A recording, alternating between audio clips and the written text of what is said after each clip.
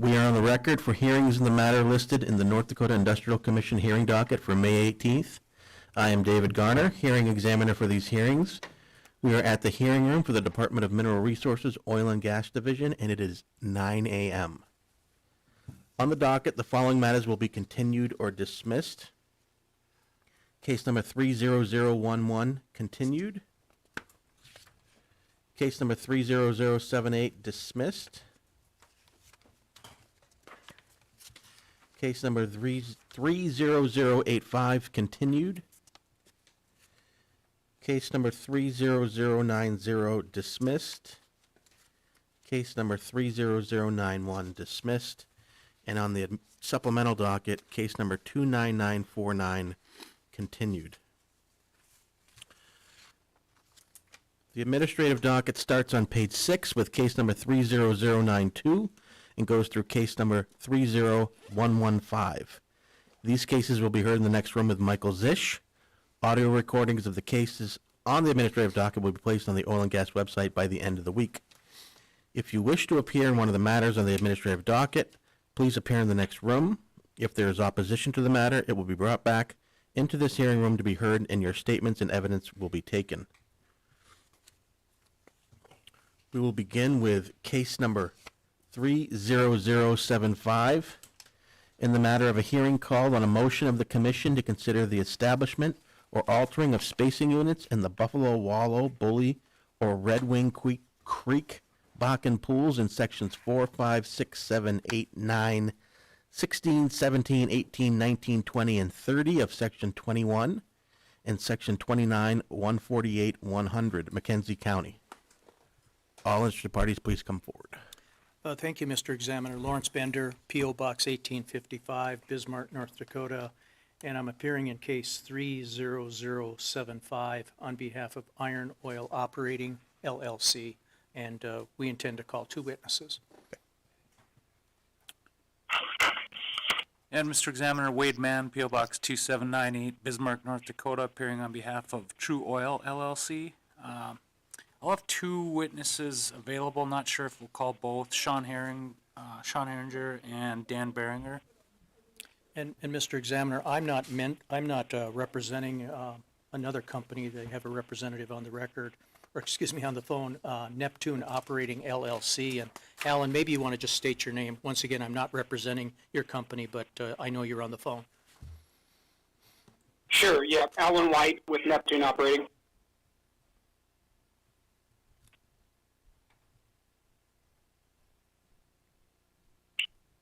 You can proceed. Okay, thank you very much. As I indicated, we're going to be calling 2 witnesses. We're going to break from tradition a little bit here. Wade and I are actually on the same side. That doesn't happen very often. But our first witness will be Mr. J.R. Rieger.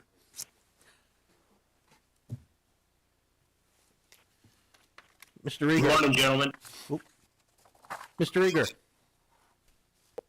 Yes, sir. do you solemnly swear or affirm under the penalties of perjury the testimony you're about to give in this matter will be true and correct to the best of your knowledge and belief? I do. J.R., by whom are you employed? Iron Oil Operating. In what capacity? I am the CEO of the company. And you're also a landman by education and training, is that correct? Correct. And you've testified before the commission previously? Yes. Had your qualifications accepted as that of an expert? Yes. Offer the further testimony of this witness that of an expert. Motion granted. JR, let's go to the packet of exhibits, and let's start with Exhibit 1. Will you tell us what Exhibit 1 is, and then just very briefly describe what's contained upon it? Yes, Exhibit 1 is a locator map showing the fields in the area of interest and field boundaries. In the subject area of Exhibit 1, it shows the Buffalo Wallow and Red Wing Creek fields. Yeah. And the area that we're generally going to be talking about is the area in the southern portion of Buffalo Wallow and the eastern edge of Red Wing Creek. Is that correct? Correct. And some in the Bully Field too. Okay. All right, let's go to the next exhibit then, JR, Exhibit 2. Tell us what that is. Exhibit 2 is also a locator map, but this one is showing the wells in the subject area, specifically the wells in sections 4, 5, 6, 7, 8, 9, 16, 17, 18, 19, 20, and 30, north half of 21, and west half and north half of northeast of section 29, all in township 148, 100. Okay, now let's take even a closer look at this area by going to Exhibit 3. Once again, identify that exhibit and then briefly discuss what's contained upon it. This is a zoomed-in map showing existing spacing units before Iron Oil made the request to convert one of these or two of these units to a 3-mile lateral, specifically the Stocky 4-9 unit and True Oil True Federal unit comprising section 16 and north half of 21 in 148 100. Okay, let's go then to the next exhibit. Just one more comment is Sure. at this point, the existing spacing is what we're requesting to keep intact. And the existing spacing, we can talk about that a little bit more on the next exhibit, but the existing spacing is what is highlighted on here by the purple block or square and the, it's not really a square, the purple outline and the green outline. Is that correct? Yes, that is correct, and this spacing will result in full Bakken development of the entire area. Okay. Let's go then to Exhibit 4 and tell us what that is. Exhibit 4 is another map showing the operator ownership per unit. You'll see Kraken doing business as Neptune operating the Gustafson unit, comprising sections 5 and 8, and the Anderson unit 6 and 7. And then Iron Oil operating currently operates the Stocky unit, sections 4 and 9, and the Buffalo unit, or Buffalo units, comprising sections 17, 20, and sections 18, 19. Okay, let's talk a little bit about, and I know you want to discuss 16 and the north half of 21, but let's talk just a little bit about the Buffalo units as you refer to them. There's an Anderson well in there, and there's a Stocky well on those in that spacing unit. Excuse me. Can you describe what those spacing units are? And then it looks like you have some other wells drilled in there. Just go through the development history for us, JR. Yes, the development history is True Oil drilled the Anderson 1218 as a laydown in sections 17 and 18, and Hunt Oil originally drilled the Stocky 1920 as a laydown in sections 19 and 20. A little over a year ago, we went before the commission to have these two laydown units respaced so that we could drill stand-up units. We named those the Buffalo units, comprising 1720 and 1819, and we have since drilled 3 wells in 1720. Our rig just left that unit about 3 weeks ago. And what are the plans for 18 and 19? We plan to develop both those units in 2023 and 2024. So we will hopefully go back and drill 2 more laterals in the 1720. And next year we plan on drilling 5 laterals in 1819 as stand-ups. Okay. And now tell us, JR, what, if any, interest Iron Oil has in section 16 or the north half of 21. We currently do not have any interest in 16 or 21. We don't own any interest in 16 or north half of 21. And is it your understanding that True, who has counsel here today and representatives on the phone, will address 16 in the north half of 21? Yes. Okay. Let's talk a little bit about the urgency of an order. What are Iron Oil's immediate plans for this area? Iron Oil is going to be drilling 9 wells this year, and we've drilled the first 3, and we're currently drilling 2 wells on the 3625 unit in 149-100, 101, and our rig is then scheduled to move over to the Stocky unit 4 and 9. We think that rig is going to be ready to move over on that well in about 3 weeks. Okay. And is there going to have to be some preparation done to the surface before you move your rig on, like building a pad? Yes, we will have to build a pad before we move the rig on, and we cannot do that with suspended permits right now. Okay, and how long do you think it's going to take to prepare a pad? It takes about 2 weeks. Okay, so it's pretty urgent that these, if the commission grants your request, which is just the lifting of the suspension of the permits, that it do it relatively soon so it doesn't delay your efforts to drill those wells and make you put your rig on standby. Is that correct? Yes. Okay. And let's quickly go to the next, I think, Exhibits 5 and Exhibit 6. Can you just very briefly describe what those exhibits are? Exhibit 5 is a letter dated May 8th to Commissioner Mark Bohr from Lawrence Bender, stating that Iron Oil plans to develop Sections 4 and 9 of 148-100, and True or successors will develop Section 16 and north half of 21. It also requests the reinstatement of our permits for Sections 4 and 9. Okay, and Exhibit 6? Exhibit 6 is a letter from Sean Herringer, who is on this call to Commissioner Mark Bohr, agreeing with Lawrence's or your letter dated May 8th, and affirms that True or successors will develop the True Federal 960-acre unit comprising Section 16 and north half of 21.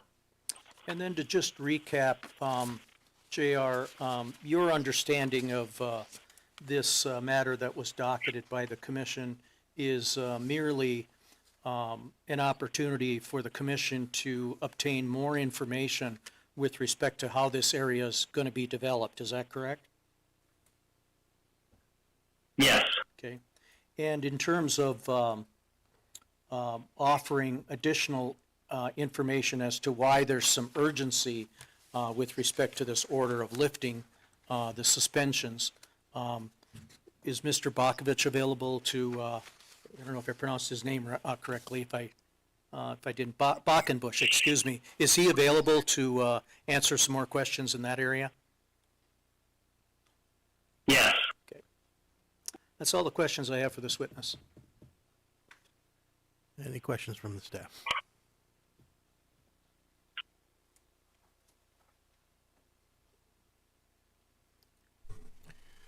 JR, this is Bruce Hicks. When we originally heard this area, I shouldn't say originally, but when we last heard this, it was January 19th of 23 in case 29692, correct?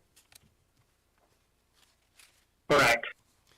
And during that review that the commission did, we asked for a follow-up, and one of the spacing units that we wanted Iron Oil to look at was the north half of 19, 20, and 21, which would have been a laydown 960. And Iron Oil did not address that in their information. And if I recall correctly, I think that Iron Oil subsequently got a rig on 17 and 20 and went ahead and drilled those stand-up overlapping units. I'm just wondering why that wasn't divulged to the commission to help us make a decision in this case, because it was just ignored.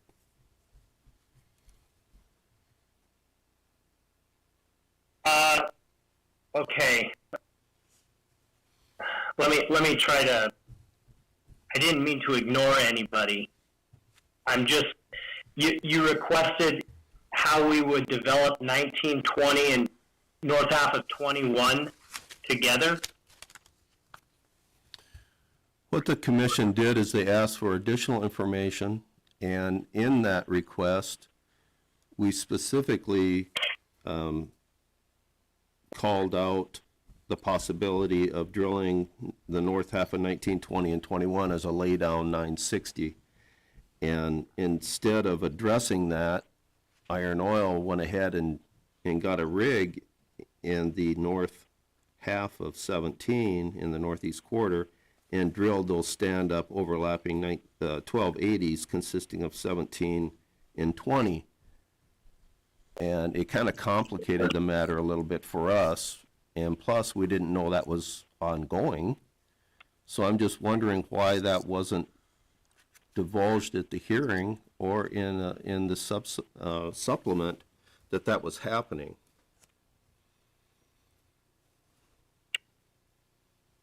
Commissioner Hicks,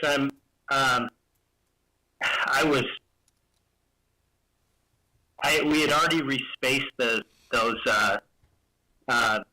17, 18, 19, 20 to convert them from laydowns to stand-ups because the difference in the area is as far as production goes, quite drastic. And I'm sorry if I missed the request for information as to if we could drill a laydown in 1920 and the north half of 21. We had permits, we had a rig scheduled to go on, but I did not mean to ignore your request. But at the same time, it's and I'll let Justin Falkenbush speak to this a little further as to why we're developing this area as with stand-ups. But we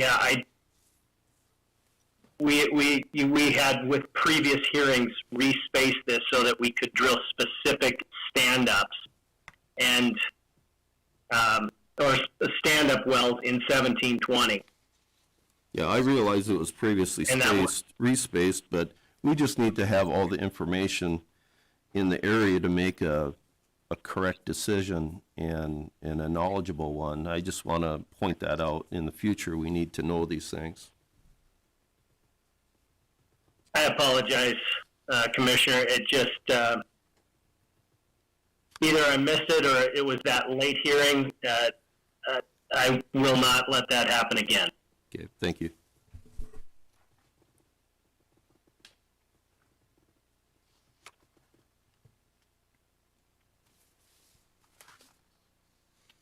Anything else? You have another witness. Yeah, one more Yep. witness. Justin Bockenbush. Mr. Balkenbush, Yes. do you solemnly swear or affirm under the penalties of perjury that testimony you're about to give in this matter will be true and correct to the best of your knowledge and belief? Yes, I do. Justin, by whom are you employed? Iron Oil Operating. What capacity? I'm the Chief Operating Officer and Lead Engineer. Have you testified before the commission previously? Yes, I have. And have your qualifications been accepted as that of an expert? Yes. Offer the further testimony of this witness that of an expert. Motion granted. Justin, let's start first by talking a little bit about the urgency of Iron Oil's request to have the suspensions lifted on those current permits, specifically with respect to 4 and 9. Can you add anything to what JR talked about in terms of getting those suspensions lifted quickly? Yeah, just that it's 3 weeks away from on our rig schedule currently, and that's the only spot that our rig has to go presently. We're still waiting for another permit in another area, so at this point, our rig needs a place to go in plus or minus 20 days. Okay. And can you also address in a little bit further detail the information that Mr. Rieger provided us with respect to why the spacing units in 17, 18, 19, and 20 were changed from lay down to stand up? Yes, stand-ups in this area perform significantly better, 30 to 40% higher EURs, initial production rates. It is Iron Oil's belief, strong belief, that stand-up should only be drilled in this area, and lay-down should be avoided. Okay. And at the time that Iron Oil drilled the 3 wells in the east half, or I should say in section 17 and 20, 4 and 9 were a 1,280 acre spacing unit, is that correct? Yes, that's correct. And 16 in the north half of section 21 was a stand-up spacing unit, is that correct? Yes, And a one- 960 acre stand-up Yep. unit. And one well had already been drilled in section 16 in the north half of 21, is that correct? Yes, So drilling the wells in 17 and 20 really had no impact on how 16 and 21 was originally set for development and how it would be developed, is that correct? yes, that's correct. And the plan is someday to come back and drill wells in, as Mr. Rieger pointed out, in sections 18 and 19, is that correct? Yes, it is. Stand-ups. That's all the questions I have for this witness. Any questions from the staff?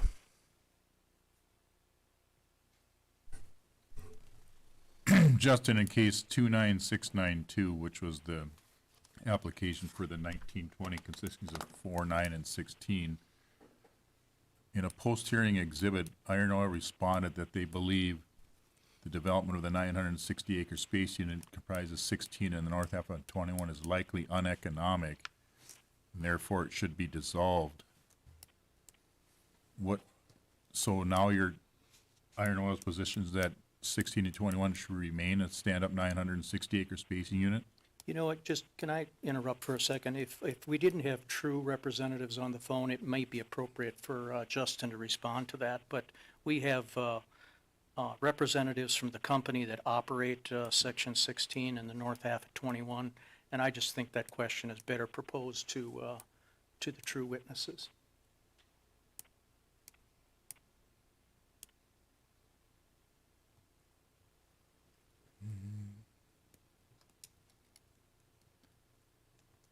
And I don't disagree with that. It just goes to point out, I guess, maybe that the information the commission had at the time led us to where we are today based on what Iron Oil had submitted in that case.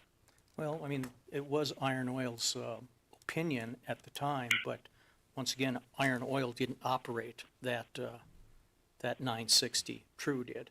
So, I mean, the commission could have posed that question to True, I guess, as well, but they didn't, so. Okay, thank you. Justin,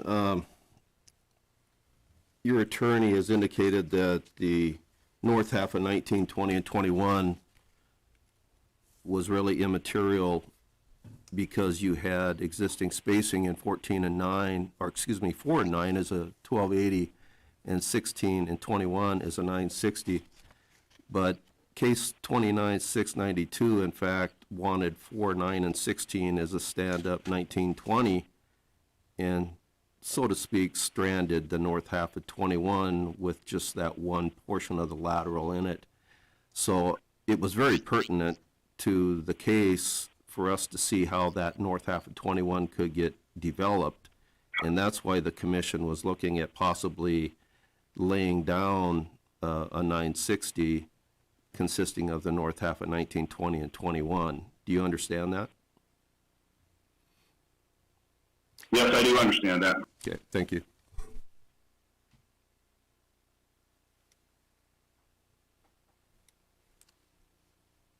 And I think that's a mischaracterization of the testimony, Mr. Hicks. I was pointing out that after the commission denied the application of iron oil in this, then the spacing went back to the way it had been before, and 4 and 9 were a 1280, and 16 in the north half of 21 were a 960.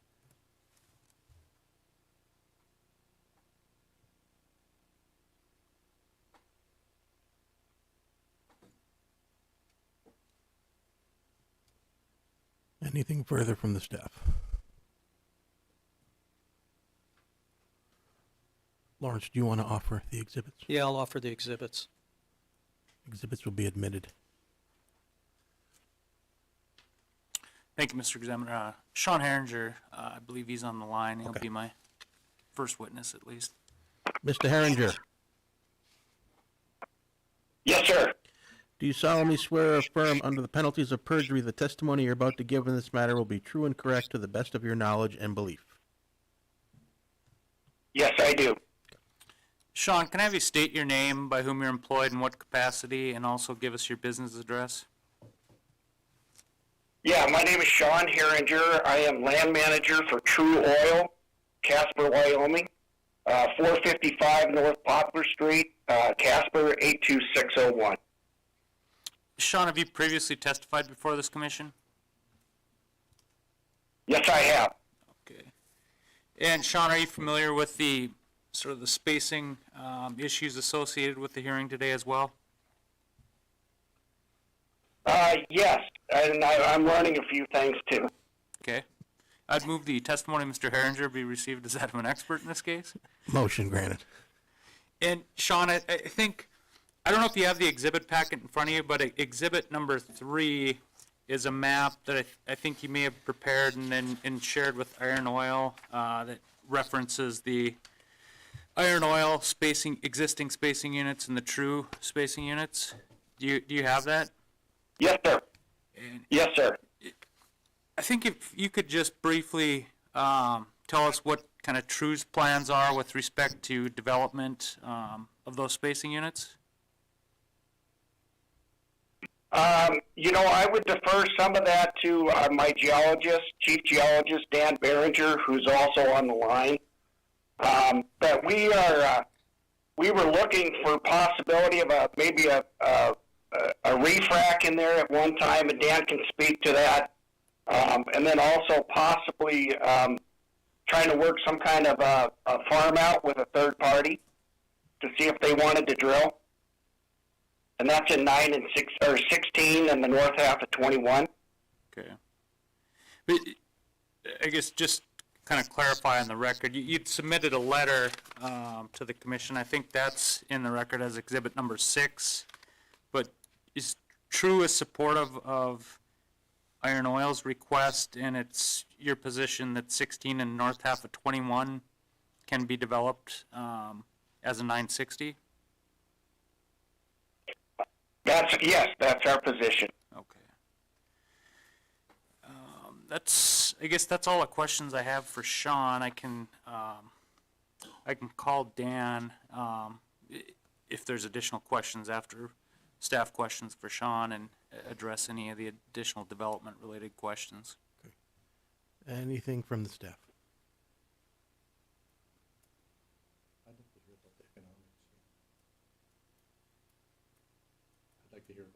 Economics of development, continued development on 16 and north half 21. Okay. I'll see if Dan can address that. So. Want me to swear in, Dan? Yep, we can call Dan. Mr. Berenger, He should be on. I think he's on. he's on. Can you hear me? Yes. Do you solemnly swear or affirm under the penalties of perjury that the testimony you're about to give in this matter will be true and correct to the best of your knowledge and belief? Dan, can I have I you do. state your name for the record? It's Daniel Berenger. And Dan, who do you work for and in what capacity? I work for True Oil as their chief geologist. And Dan, have you previously testified before the commission? I have. Okay. And you had your qualifications received as that of an expert? I did, yes. I'd move the testimony of Mr. Berenger be received as that of an expert. Motion granted. And Dan, I mean, you've heard everything. You've been on the line. I think there's some question with respect to further development on the existing spacing unit consisting of 16 and the north half of 21, and maybe some questions with respect to economics of further developing on that spacing unit. Can you address that? Yeah, we obviously, when we did our first round of drilling, it was over 10 years ago, and the economic picture has changed considerably since then. But I do believe that a 960 can be economic. I don't have any exhibits that could show you that, but the uplift that Iron Oil spoke of with stand-up development coupled with better fracking techniques, I believe 1621 could be a viable spacing unit. That's, I guess, all the questions I had for Mr. Berenger. Any questions from the staff? Dan, the economics of drilling on that 960, is that something that True can provide? Again, we certainly could. We certainly could. As Sean was pointing out, we don't have immediate, I'll say, plans to drill stand-ups in the 1621 spacing unit. But before we made such plans, we would certainly do economics off some of the iron oil production in the area. So I think doing economics at this point might be premature until we see what the surrounding wells do, because there are some unique geologic variables here that don't exist other places. So I feel like we need to see the production from the surrounding spacing units.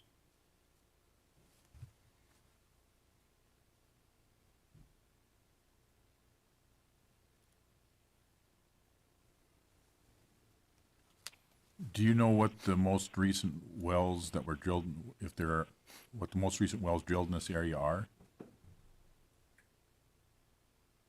Yeah, I believe just north of our position in, what would that be, 149, 101, Iron Oil has some completed wells that are considerably better than the first round of drilling in this area.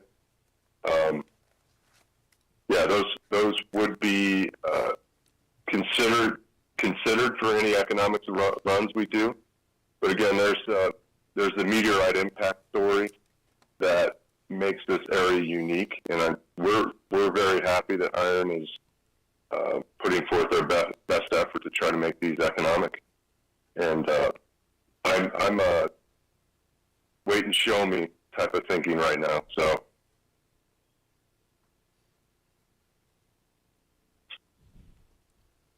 Well, I think if True could submit some economics based on what they believe is appropriate data would be helpful. Okay, yeah, we certainly can do that with what we have available.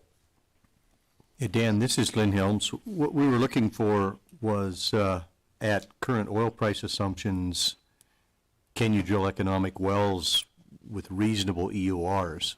EUR, estimated ultimate recoveries. So just some conceptual economics based on current well costs and oil prices.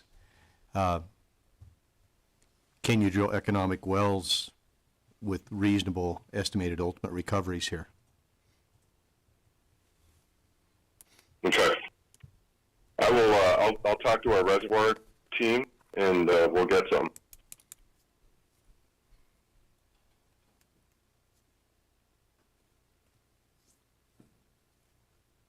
Anything further? Dan, this is Bruce Hicks. I'm looking at the performance curve on your existing well on that 960. And the well was drilled, of course, completed late 2013, early 14. But there was an uplift in 2020. Was that due to a refrac, or was it just due to the cessation of production for a while? I would guess that's flush production. We have not refracted, but that has been discussed in our office. Okay, that well seems to have performed a lot better after that, after it was shut in. I don't know why, but if you did go in and refract that well, when would that likely happen? Would it be this year or next year? It would probably be before any additional development went on in the spacing unit. And that could be next year, it could be a couple of years. Okay, 3 years. if you decided that it was warranting additional wells because of the iron oil productivity, would you possibly refract this as a frac protect and then drill additional wells in the spacing unit? Yeah, it would serve two purposes: protect and enhance wellbore productivity. Yeah. Okay, thank you. Yes.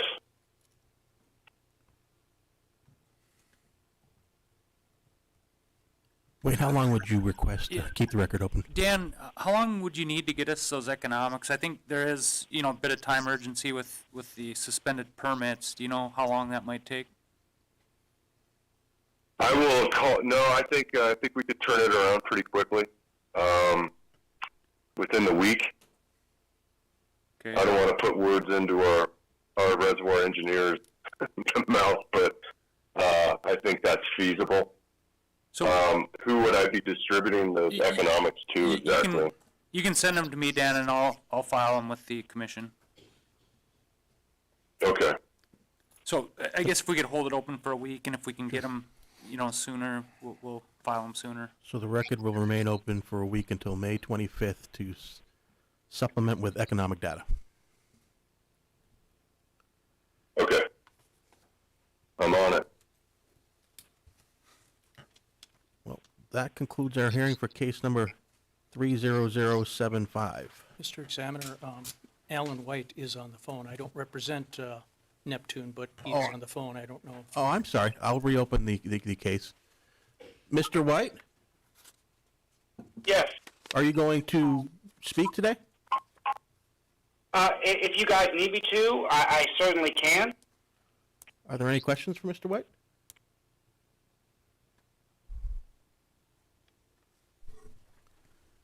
Alan, this is Bruce Hicks. If you have anything to add or are concerned about anything we discussed, I guess it would be your opportunity to voice your opinion. Sure. Yes, there are no here. We have 2 DSUs in this particular field, and we plan on developing on the current spacing. So I think we have no objection to anything that was mentioned here today. Okay, thank you. Mr. Examiner, may I just have some very brief concluding remarks? Absolutely. I say this very respectfully. I don't mean to quarrel with the commission staff, so please don't take it that way.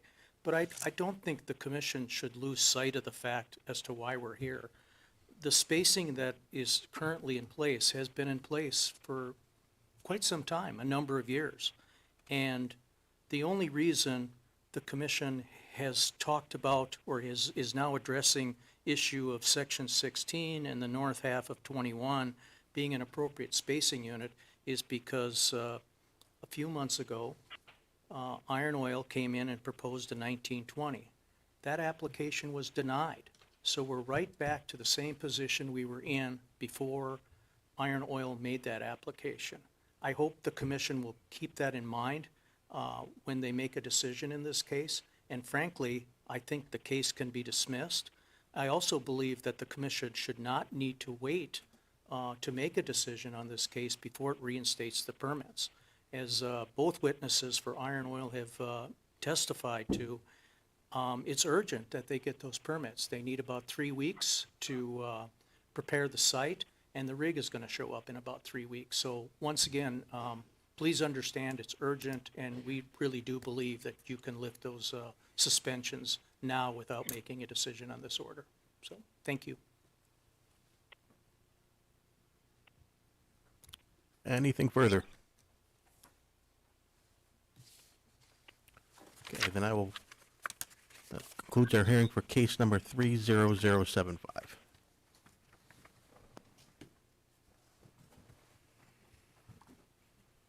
Just for clarity, we're moving the next case, number 30076, to the end of the docket, and will therefore move on to case number 30011, application of Cobra Oil and Gas Corporation for an order of the commission terminating the Bauman Drain Madison Unit, Bottineau County.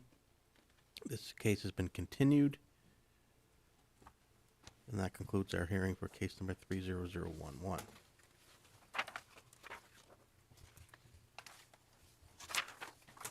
Case number 30077. Application of Grayson Mill Operating LLC for an order amending the field rules for the Lake Trenton 6 Mile, 8 Mile, and/or Sugar Beet, Bakken Pool, Williams, and Mackenzie counties so as to create and establish the following. 1. 2 overlapping 1920 spacing units comprised of sections 25, 26, and 27, and 34, 35, and 36, Township 153 North, Range 103 West, authorizing the drilling of a total not to exceed 5 wells on each proposed overlapping 1920-acre spacing unit. 2.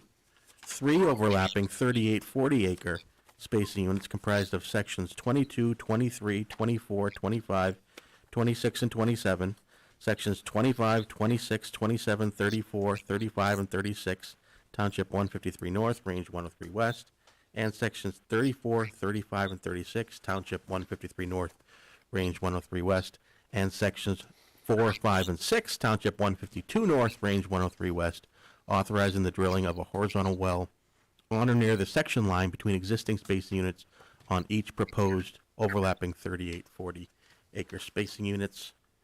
All interested parties, please come forward. Thank you, Mr. Examiner. Lawrence Bender, P.O. Box 1855, Bismarck, appearing in this matter, case 30077, on behalf of Grayson Mill Operating LLC. We intend to call 3 witnesses in this matter, who will all be appearing by telephone. Okay. You can proceed with the witnesses. Okay, first witness is Bush Thoma, Thoma.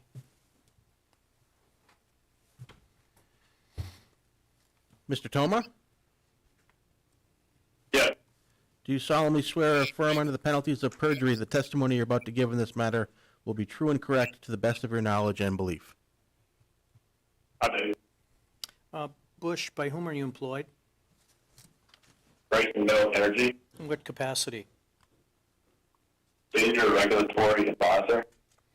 So you're a landman, is that correct? Yeah, fine. Okay, and you've testified before the commission previously? And you've had your qualifications accepted as that of an expert? Yes. Offer the further testimony of this witness that of an expert. Motion granted. Bush, let's go to the first exhibit in the packet, L1. You want to tell us what L1 is, please? Sure. L1 is a build and fiction of the 2 proposed 1920 acre spacing units, sections 25, 26, and 27, 153, 103, and sections 34, 35, and 36 of 153, 103. Okay, and L2? L2 shows the existing spacing units, 3 stand-up 1280, consistent of 25 and 36, 26 and 35, and 27 and 34. Grayson Mills working interest breakdown is shown in 27 and 34 at 95%, in 26 and 35 at 72%, and then 25 and 36 at 78%. All right, and L3. L3 shows the working interest breakdown in the two proposed 1920 acre spacing units. That interest is going to be uniform across both those 1920s. Grayson Mill Williston has a 81.9% working interest. All right, then let's go to L4. L4 shows still depiction of the three proposed 3840 acre spacing units being 22, 23, 24, 25, 26, and 27. 25, 26, 27, 34, 35, and 36. Those are both in 153, 103. And then sections 34, 35, and 36. Also in that's at 153, 103. And then 4, 5, and 6, and 152, 103. Okay, and L5. L5 shows the existing spacing. We've got 15 and 22. Grayson Mill has a 100% working interest. See, 27 and 34, Grayson Mill has 95%. 26 and 35, 72%. 25 and 36, 78%. And I believe there's typos on 14 and 23 and 13 and 24. That's correct. Grayson Mill doesn't have an interest in 14 and 23 or 13 and 24. Okay, can you just give me a guess as to what that is, or is that something you can supplement at a later time?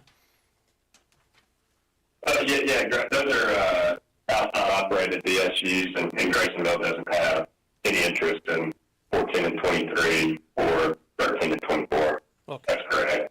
I misspoke. All right, let's go to L6.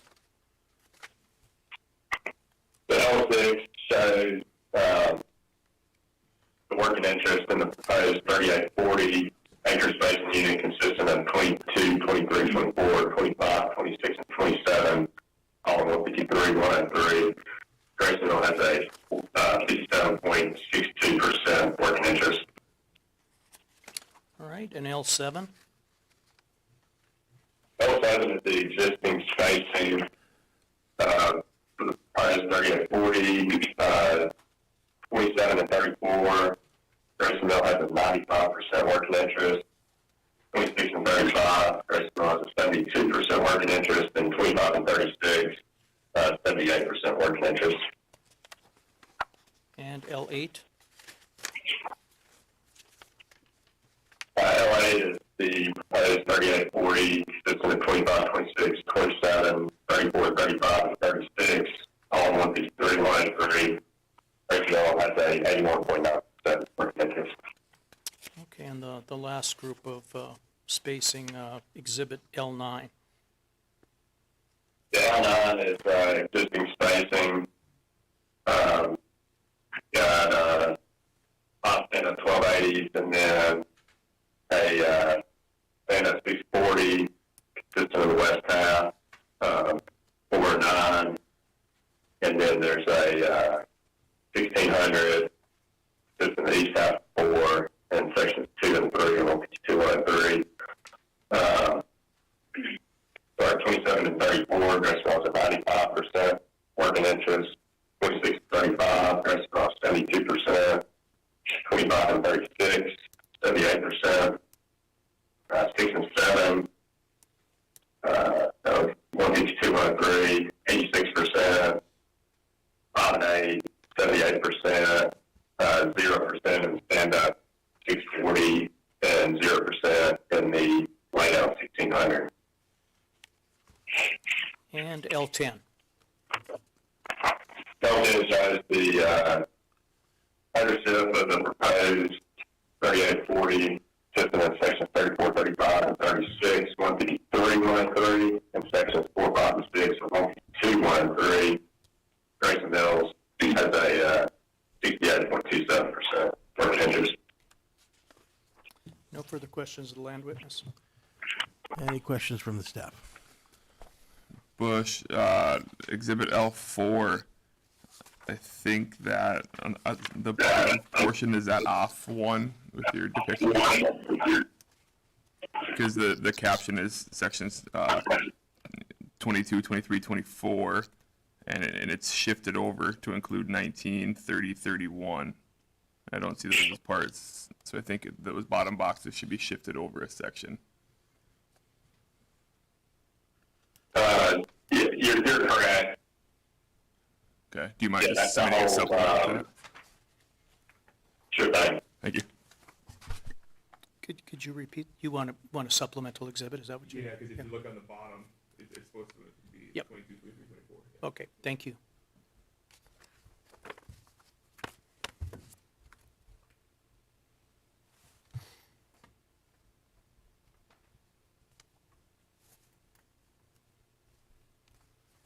Anything further?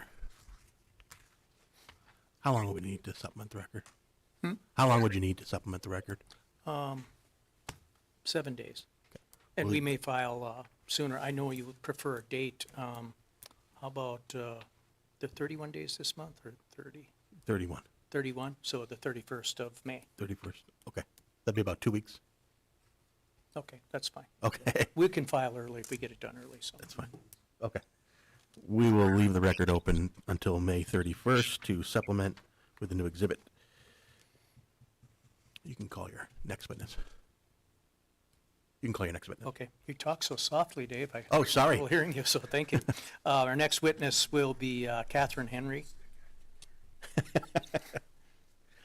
I didn't catch that. I'm sorry. He was, No, that's fine. Bruce was making a joke.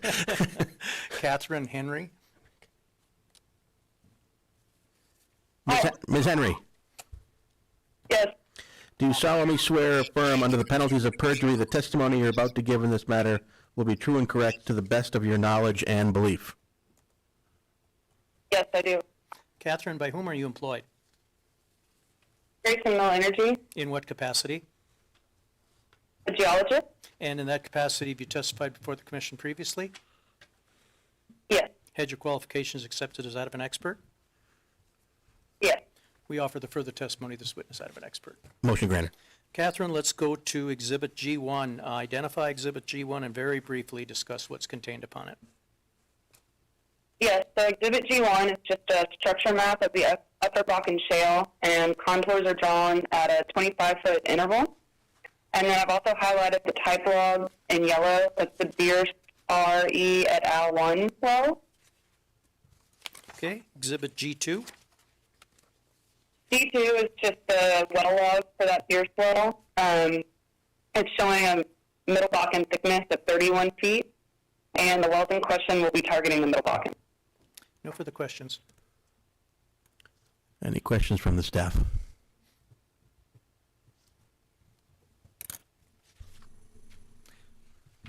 Next witness is Nikki Nichols, Nikki. Nichols. Ms. Nichols, Yes, do you solemnly swear or affirm under the penalties of perjury that the testimony you're about to give in this matter will be true and correct to the best of your knowledge and belief? I do. Nikki, by whom are you employed? By Grayson Mill Energy And what capacity? as a reservoir engineer. And have you testified before the commission previously? Yes, I have. And have you had your qualifications accepted as that of an expert? Yes.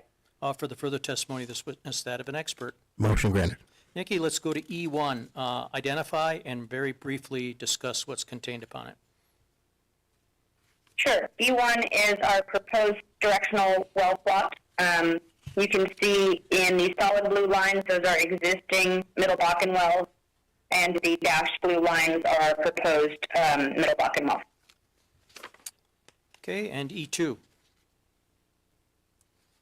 E2 is a wellbore schematic, 15,000-foot lateral with surface casing set at about 2,200 feet, with planned completion about 90-stage plug and perf. And E3? E3, we have reservoir and fluid parameters. We're again targeting the Middle Bakken here. Net pay for this zone is 31 feet with 7.9% porosity and 25% water saturation. And E4? E4, we have some type well parameters in the upper table with an initial rate for these wells projected at 1,500 barrels of oil per day.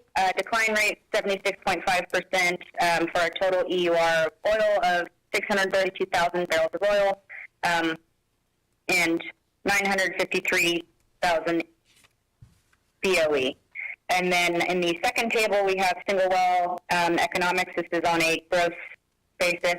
Oil and gas price were $65 and $3. CapEx $12.4 million per well. That yields us an NPV of just under $5.9 million and the internal rate of return of 47%. And Exhibit GM1, is that a gas capture affidavit that the commission typically requires in these sorts of matters? Yes. And in your opinion, will the requested relief prevent waste, protect relative rights, and prevent the drilling of unnecessary wells? Yes. All the questions I have, we'd offer the exhibits. The exhibits will be received. Any questions from the staff? Nikki, do you know where your pad placement will be yet? The pad placement is planned to be on the west side of sections 27 and 34. Okay, do you plan just 2 pads? Yes. And then do you plan to batch drill all these wells at the same time? That is the plan, yes. And then what's your plan for when you cross the current wells in those spacing units? Right now, we operate those wells. They're currently producing. We will bring them back online after these wells are drilled and completed. We have drilled across existing well bores previously with no operational, drilling concerns. So, we feel confident in our ability to execute there, and then we intend to bring the wells back online. Thank you. Nikki, on that note, do you plan to do anything specific during the stimulation where you cross the existing well bores? Not specifically. We haven't seen reason really to change the completion design for that yet. In the wells that we are completing where we've done this, so we haven't seen reason to change completion design. But of course, we'll be adaptive and change as necessary. But not right now. That's not the plan. Okay, thank you. Nikki, this is Bruce Hicks. Are you seeing better performance drilling east-west, or do you just want to drill 3-mile laterals for better economics? We want to extend these laterals to 3 miles to improve our economics. So you haven't seen any improved productivity north-south versus east-west? Not necessarily. I mean, certainly, with longer laterals, you would expect to see more volume, but on a normalized basis, no. We just think that operational efficiencies here with the 15Ks will yield better economics. Okay, thank you. Nikki, on the southern 3840, there's the staggered township line. Okay. And can you supply an exhibit that shows what that stagger is, both on the east end and on the west end? Sure. Could you be a little bit more specific about what you're asking for? We're happy to supplement. I just want to make sure I understand. Yeah, typically when Grace Mill would apply for this permit, they would have to submit a horizontal section plat with all the dimensions of all the corridors. And what I've seen in the past on those that are on staggered townships, then the surveying plat would note what that offset is. Okay. Yes, we can provide that supplement. Okay, thank you. Mr. Bohr, I understand when you have shifting townships and you go north-south with the wells, a reason for that. And I'm not questioning what you're asking for, but I don't understand why that's necessary. Can you Well, help me? it could make a difference in what where your setback is, depending where the wellbore is. Okay. Because you all have that 300 or 400 foot offset there. Okay, thank you. I know I'm not supposed to be asking staff fine. questions, but I appreciate that.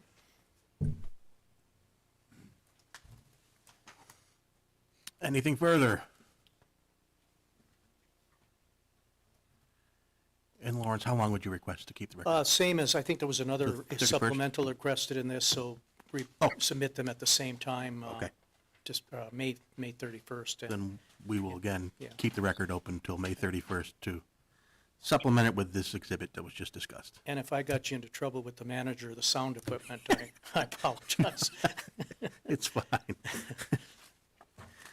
Okay, that concludes our hearing for case number 30077.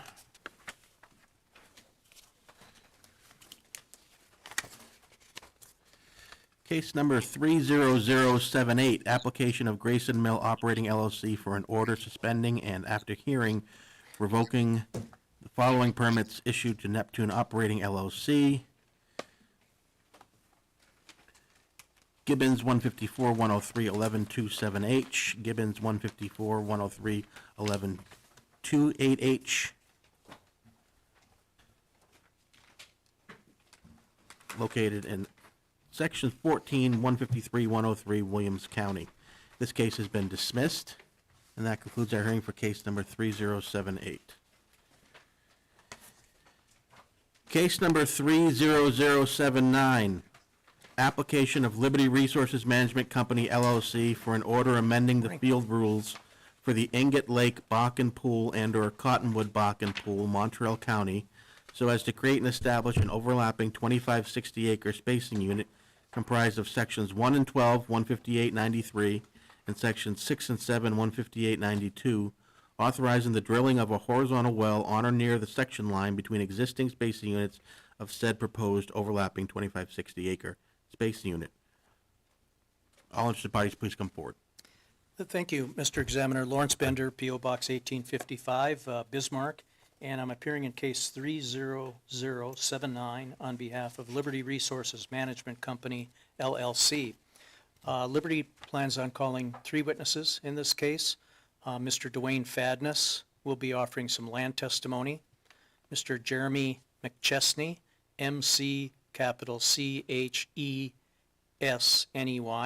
will be offering some geologic testimony. And finally, Ms. Stacy Strickland, Strickland, will be offering some engineering testimony. Mr. Fadness is with us in the hearing room, and Mr. McChesney and Ms. Strickland should be calling in shortly.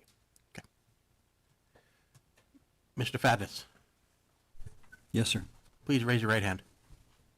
Do you solemnly swear or affirm under the penalties of perjury that the testimony you're about to give in this matter will be true and correct to the best of your knowledge and belief? I do. I think we'd rather just hold off until they call in so we don't have an interruption of. Oh, okay. Yeah, they're not on the line quite yet, so.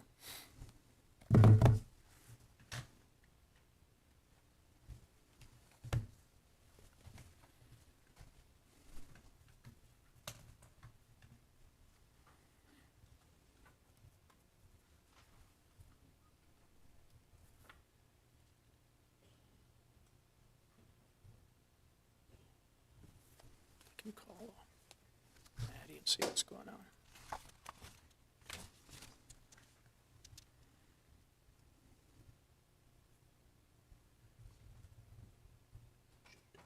Can't remember her number. Yeah. Steve is here to take a break at 10, so he'll probably take a break.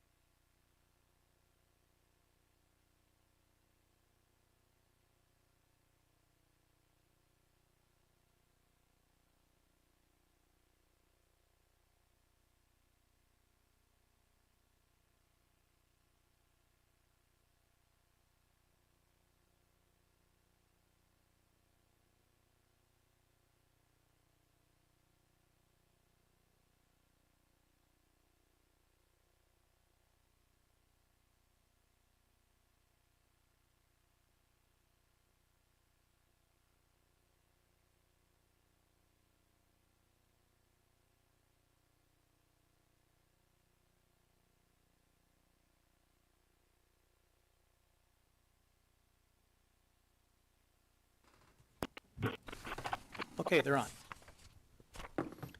You can proceed with this Yep, witness. okay. Dwayne, you've already stated your name. By whom are you employed? Liberty Resources LLC, And in what capacity? Vice President of Land. And in that capacity, have you testified before the commission previously? I have, Had your qualifications accepted as that of an expert? yes. Offer the further testimony of this witness that of an expert. Motion granted.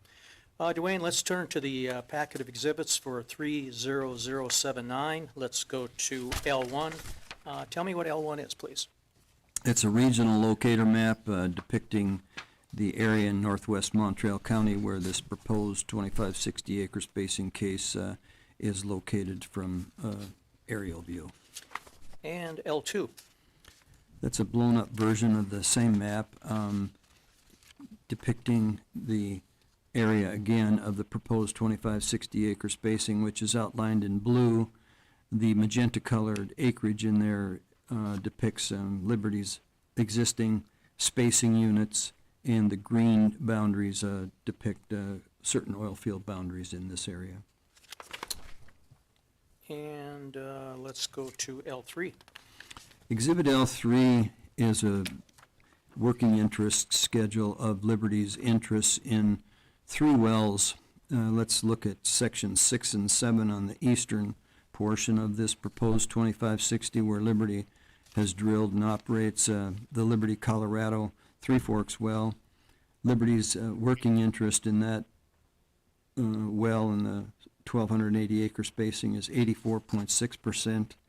Other working interest parties make up the remaining 15.4%. On the western portion of this 2560 is Liberty's Utah lateral, which is a Bakken well, drilled and operated by Liberty. And our working interest here is 87.8%. The remaining interest is owned, 12.2% is owned by other working interest parties.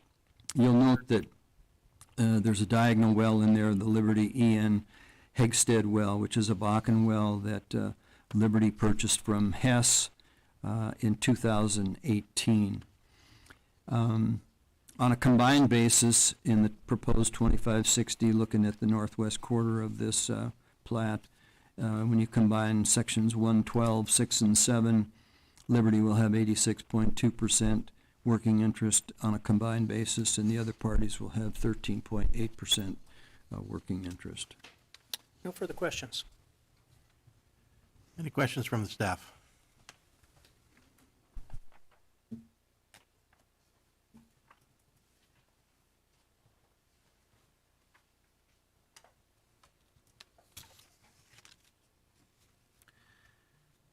Mr. McChesney,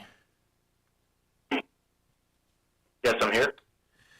do you solemnly swear or affirm under the penalties of perjury the testimony you're about to give in this matter will be true and correct to the best of your knowledge and belief? I do. Jeremy, by whom are you employed? Liberty Resources Management Company. In what capacity? As a geoscience manager. And in that capacity, you've testified before the commission previously? I have. Had your qualifications accepted as that of an expert? Yes. Offer the further testimony of this witness that of an expert. Motion granted. Jeremy, let's go to the next exhibit in the packet, G1. You want to tell me what G1 is? Yeah, Exhibit G1 is a geologic structure map on the top of the Upper Bakken Shale with a 50-foot contour interval. The formation is continuous and dipping to the southwest in the proposed 2560 acre spacing unit, which is depicted in blue, and it overlaps 2 Liberty Resources existing 1280 operated spacing units. Middle Bakken wells are colored in green, while Three Forks wells are colored in red. Liberty plans to drill Middle Bakken lateral along the section line corridor in the proposed 2560 acre unit. Off to the west is a blue circle that locates the type log for this area. That's a Liberty Resources drilled pilot hole in the southeast quarter of section 11 of 15893 and is the subject of Exhibit G2. All right, let's go to G2. Exhibit G2 is the Martin pilot hole drilled by Liberty Resources in 2018. The log captures the base of the lodgepole to the Bakken and upper Three Forks. The target zone is called out for the Middle Bakken. Gamma rays in the far right track, followed by resistivity in the middle, then neutron porosity and density in the far right track. No further questions of this witness? Any questions from the staff?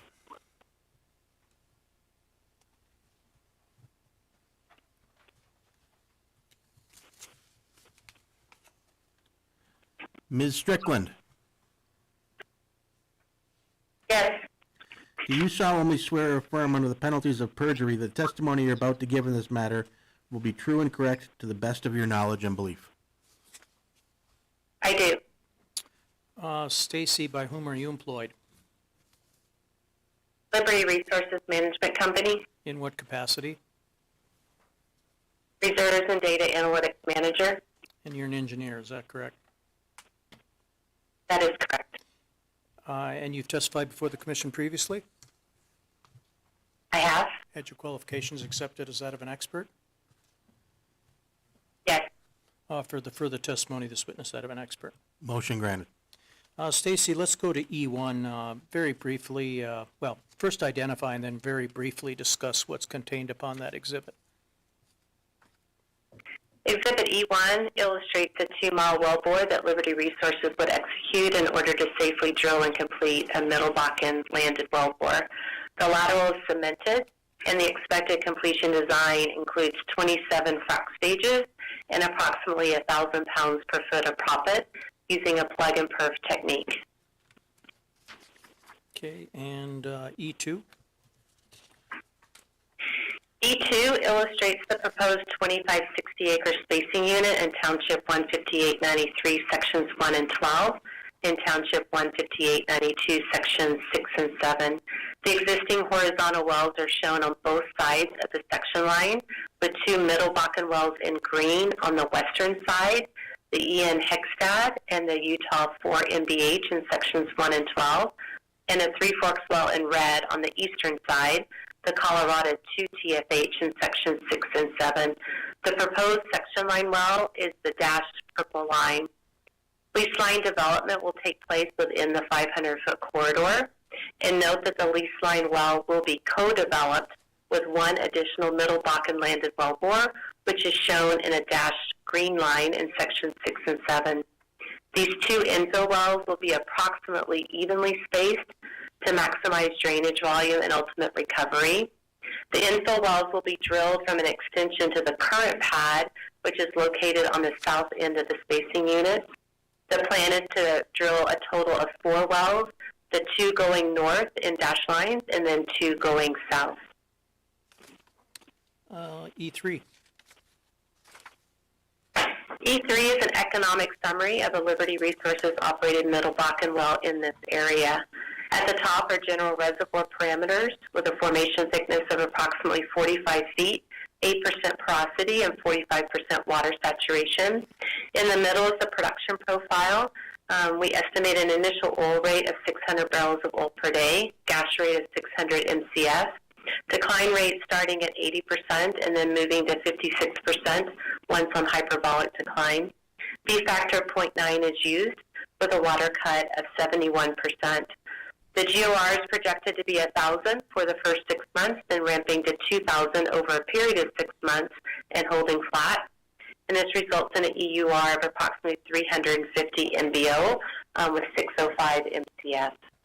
At the bottom is our growth economics, and for the economic projection, we're using a drill and complete cost estimated at $7.8 million with an associated midstream connect cost of $310,000. LOE cost $6,000 per month fixed, $8 per barrel variable, wellhead price of $70 per barrel flat, and a gas price of $5 per MCF. That results in an internal rate of return of 37% and a payout of 20 months. And then E4 is a gas capture affidavit that the commission typically requires in these sorts of matters. Is that correct? That is correct. In your opinion, will the requested relief prevent waste, protect relative rights, and prevent the drilling of unnecessary wells? Yes, it will. Mr. Examiner, I have no further questions. Offer the exhibits. The exhibits will be received. Any questions from the staff? Stacy, this is Bruce Hicks. On your exhibit E3, you're indicating that the midstream cost is $310,000. There's already gas to the pad, why is that price so high? Do they have to pay back part of the pipeline cost to bring it to the pad, or why is it? You're correct that we do have the pipeline connection right there, but we do factor into our economics the longer-term expansion needs for this area, and then we allocate it across all the wells that are being drilled in the area. So it's really accounting for future gas expansion, plant expansion costs that will be needed. Okay. And looking at Exhibit E2, there's the existing Liberty EN Hegstead well that I believe you purchased that from Hess. The well hasn't produced more than just a few days a month for the last 4 years. When did you purchase that well from them?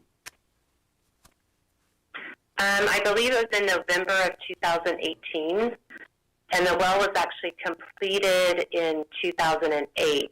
So it's a very old vintage well. Okay, what's your plans for the well, being that you're not producing it much now? Are you going to plug it or refrac it? Well, our current operational strategy is to time pump the well, which that is the most economic way to produce this well right now. We do anticipate that when we infill drill the western half of sections 1 and 12, that in effect we will be re-stimulating that well bore. Okay, thank you. You bet.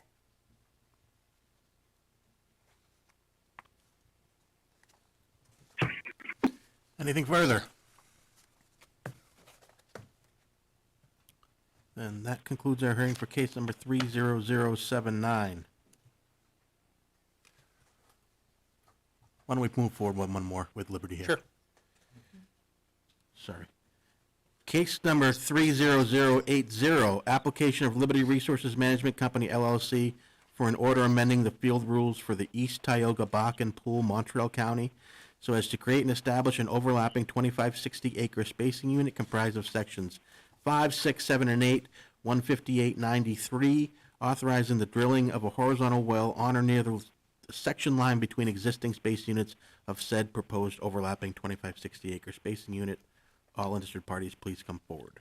Lawrence Bender, P.O. Box 1855, Bismarck, appearing this matter on behalf of Liberty Resources Management Company, LLC. We'll be calling 3 witnesses, and these are the same 3 witnesses that we called in the previous case. Mr. Fadness, just want to remind you you're still under oath. Thank you. Dwayne, let's go to L1. Exhibit L1 is a regional locator map depicting the area of the proposed 2560, which is the subject to this hearing, in very northwest corner of Montreal County. L2. That's an enlarged view of this proposed 2560 acre spacing area, and you'll note that the 4 sections are outlined in blue, and that the magenta colored acreage there is existing Liberty Resources spacing units. The green boundaries depict certain oil field boundaries in this specific area. And L3. Exhibit L3 is a very enlarged view depicting the 4 sections in the proposed 2560 acre spacing. Looking on the easterly side first, in sections 5 and 8, Liberty has drilled and operates the Liberty Storsel well, which is a middle Bakken well. Liberty's working interest in that 1,280 acre spacing unit is 66.7% working interest, and other parties own the remaining 33.3% working interest. Moving over to the westerly portion of this proposed 2560 in section 6 and 7, Liberty has 0% working interest, and I would note at this point that I've talked with Petro Hunt, who operates 4 wells in that section 6 and 7, and discussed with them our plans to drill a section line well, and they have indicated that they have no opposition to Liberty drilling and operating a section line, proposed section line well in this proposed 2560. Looking at the northwest corner of this exhibit, on a combined basis, Liberty Resources would have 33.35% working interest, and the other parties would have 66.65% working interest in the remaining 2560. No questions. Any questions from the staff?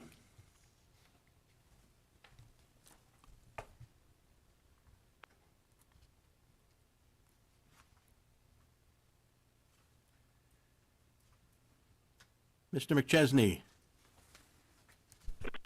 Yes, I'm here. just a reminder to you, you're still under oath in your testimony. Jeremy, G1. Understood. Oh, excuse me, Jeremy. G1. You're fine. Exhibit G1 is a geologic structure map on the top of the Upper Bakken Shale with 50-foot contour intervals. The formation is continuous and dipping to the south in the proposed 2560-acre spacing unit, which is depicted in blue. Liberty plans to drill a Middle Bakken lateral along the section line corridor in the proposed 2560-acre unit. Off to the west is a blue circle that locates the type block for this area, which is the Petro Hunt drilled pilot hole in the southwest quarter of section 11 of 158 North, 94 West, and it's the subject of G2. G2. Exhibit G2 is the Jorgensen pilot hole drilled by Petro Hunt in 2010. The log captures the base of the lodgepole through the Bakken and Upper Three Forks. The target zone is called out for the Middle Bakken. That's all I have. No further questions. Any questions from the staff?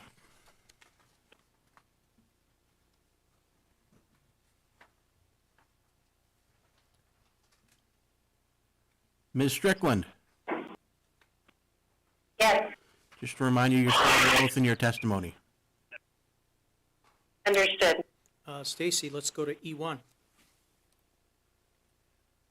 E1 is a 2-mile lateral that Liberty Resources would execute to safely drill and complete a Middle Bakken landed wellbore. The lateral is cemented, and the expected completion design for a 2-mile lateral includes 27 frac stages and approximately 1,000 pounds per foot of proppant using a plug-and-perf technique. And E2. E2 illustrates the proposed 2560-acre spacing unit in Township 15893, Sections 5, 6, 7, and 8. The existing horizontal wells are shown on both sides of the section line, with 4 Petro Hunt wells in green for Middle Bakken and red for Three Forks on the western side in Sections 6 and 7.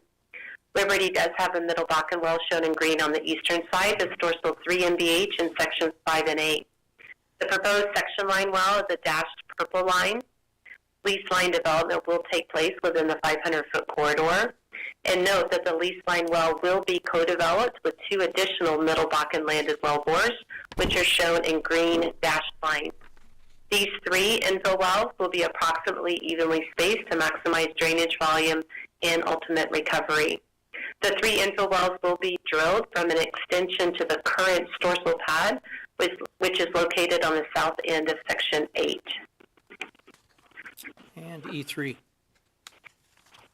E3 is an economic summary of a Liberty Resources operated Middle Bakken well in this area. At the top are general reservoir parameters. We show a formation thickness of approximately 70 feet, 7% porosity, and 40% water saturation. In the middle is the production profile based on offset analog Middle Bakken wells. We have an initial oil rate expectation of 600 barrels of oil per day, gas rate of 600 MCF, decline rate starting at 80% and then moving to 56% once on hyperbolic decline. V factor is 0.9 and an assumed water cut of 71%. The GOR is projected to be 1,000 for the first 6 months, then ramping to 2,000 over a period of 6 months and holding flat. The resulting EUR is 350 MBO and 605 MCF. At the bottom are gross economics, using Liberty's current drill and complete costs, which are estimated at $7.8 million, and an associated midstream connect cost of $310,000. LOE cost of $6,000 per month fixed, $8 per barrel variable, wellhead oil price of $70 per barrel flat, and a gas price of $5 per MCF. That results in an internal rate of return of 54% with a payout of 17 months. And E4, is that a gas capture affidavit that the commission typically requires in these sorts of matters? That's correct. And in your opinion, will the requested relief prevent waste, protect relative rights, and prevent the drilling of unnecessary wells? It will. No further questions. Offer the exhibits. The exhibits will be received. Any questions from the staff? Stacy, this is Bruce Hicks. When I look at Exhibit E3 of the last case and the one here, we're talking the same EUR, the same drilling costs, the same production rate, same decline, same water cut, but yet the internal rate of return is 54% in this one and only 37% in the other. What's the difference in the two? Yeah, that's a great question. When we run our economics internally, we run them integrated. So we have the upstream company as well as the midstream benefits that are being included here. And so that's where you're seeing the difference. And that's really based on what our working interest in NRI is in the wells in that area. Okay, thank you. You bet.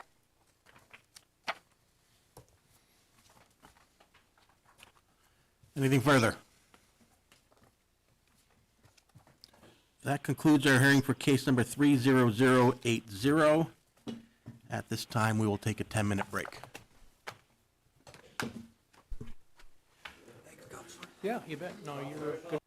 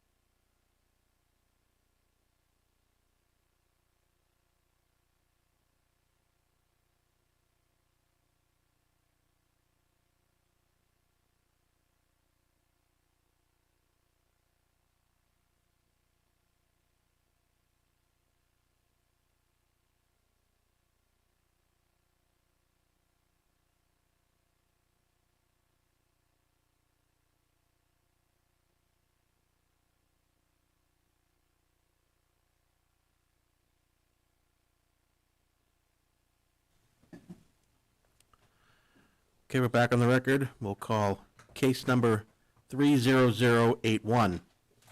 Application of Savannah LLC for an order for the Stony Creek Bakken Pool, Williston Bakken Pool, and/or Epping Bakken Pool, Williams County, as follows. 1.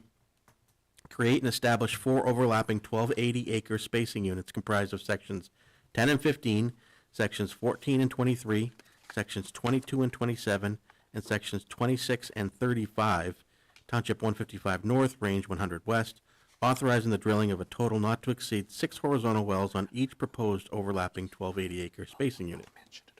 2. Create and establish 2 overlapping 1920-acre spacing units comprised of sections 3, 10, and 15, and sections 11, 14, and 23, Township 155 North, Range 100 West, authorizing the drilling of a total not to exceed 6 horizontal wells on each proposed overlapping 1920-acre spacing unit. 3. Create and establish 3 overlapping 2560-acre spacing units comprised of sections 23, 24, 25, and 26, sections 26, 27, 34, and 35, Township 155 North, Range 100 West, and sections 24 and 25, Township 155 North, Range 100 West, and sections 19 and 30, Township 155 North, Range 99 West, authorizing the drilling of a total not to exceed 2 horizontal wells on or near the section line between the existing space units of each proposed overlapping 2560-acre spacing unit. And 4, create and establish 2 overlapping 3840-acre spacing units comprised of sections 1, 2, 11, 12, 13, and 14, and sections 10, 11, 14, 15, 22, and 23, Township 155 North, Range 100 West, authorizing the drilling of a total not to exceed 2 horizontal wells on or near the section line between the existing space units of each proposed overlapping 3840-acre spacing unit. All interested parties, please come forward. Thank you, Mr. Examiner. That was a mouthful. Yeah, that was a mouthful. Lawrence Bender, P.O. Box 1855, Bismarck, North Dakota, appearing in case 30081. We intend to call 3 witnesses in this matter. They're all going to be with us in the hearing room, or are with us in the hearing room. Before I call the first witness, who will be a land witness, I'd like to point out to the commission staff, you should have been in receipt of a letter where we asked to withdraw certain lands. And if you go down to the 4th and 5th lines of the caption that you just read, Mr. Hearing Officer, we were deleting sections 10 and 15 and sections 14 and 23. And I think that should be highlighted on the cover of your exhibit packet on what we want withdrawn. So with that in mind, our first witness will be Ogden Coleman. Mr. Coleman, please raise your right hand. Do you solemnly swear or affirm under the penalties of perjury that the testimony you're about to give in this matter will be true and correct to the best of your knowledge and belief? I do. Ogden, by whom are you employed? Savannah LLC, And in what capacity? senior landman. And in that capacity, have you testified before the commission previously? Yes, I have. And had your qualifications accepted as that of an expert? Yes, I have. Offer the further testimony of this witness that of an expert. Motion granted. Ogden, before we go to the first exhibit in the packet, could you indicate for the record what I briefly discussed in terms of what lands we want to withdraw and why? Yes, sections 10, 15, and sections 14 and 23 of 155-100 we're withdrawing. Our plans kind of changed as we were developing this. Okay. And then, Ogden, let's go to Exhibit L1. You want to tell us what L1 is? L1's a general locator map showing Township 155-100, the Stony Creek and Epping pools, and the green areas are the green sections are the area we're going to be spacing today. Okay, now I'll direct your attention to Exhibit L2. Looks kind of complex. Do your best to try to make it simple for us. Well, so L2 is our current approved drilling plan that we had for our spacing. So we're going to be changing from this this diagonal pattern to what you'll see later, a more north-south stand-up pattern. And the reason it looks, I would say, somewhat confusing is the fact that initially this area was spaced on Yep. one well to, or why don't you tell me how it was spaced and why it's Sure. complex? Yeah, well, we've had a kind of a storied history here. So we started off with the 640s, which you can see we drilled individual 640s diagonally in sections 2, 3, 10, 11, 14, 15, 22, 25, 24, 23, 26, 27, and 35. And those are highlighted in black. And those were drilled between 2008 and 2010. We then drilled over on the west side of the map. They're not part of this hearing today, but just for a little history, 16, 17, 20, 21, 28, 29, 32, and 33. We initially drilled one stand-up in there, and those were drilled in 2012, 2013 timeframe. We later came in and infilled those fully. And then the diagonal 1920 that comprises of section 2, 3, and 11, we drilled that in 2015. And we came back and, so anyhow, that's the drilling history of this area. Okay, let's go to Exhibit L3. A little bit simpler, but spend some time explaining what you have in mind and what the oval mean on this exhibit. Okay, so L3 is the full area spacing design for 155-100 that we're requesting here. So the blue sections were the existing 640 spacing units. Solid red sections such as 16, 21, 17, 18, 29, 32, 28, 33, 24, 25 are existing 1280 units. The purple hash up there in 3, 2, and 11 is an existing 1920, and those were all the ones that we had drilled previously. And then the solid circles over there between 16, 17, 20, and 21, and between 15, 16, 21, and 22 are existing lease line wells. What we are proposing today for our new spacing, I'm going to skip over to the diagonals, or dashed, the red dash boxes consisting of 22 and 27. 26 and 35 are new proposed stand-up 1280s. And the blue boxes consisting of 3, 10, and 15, and 11, 14, and 23 is the new proposed 1920 stand-up unit. And then the dashed green circles, let's see, between 26, 27, 34, 35, 24, 23, 26, 25, and 19, 24, 25 and 30 are proposed 2560 lease line wells. And then we have two proposed lease line 3840s. Those are comprised of sections 1, 2, 11, 12, 13, and 14 for one of them. The other one there in orange is 11, 10, 15, 14, 23, and 22.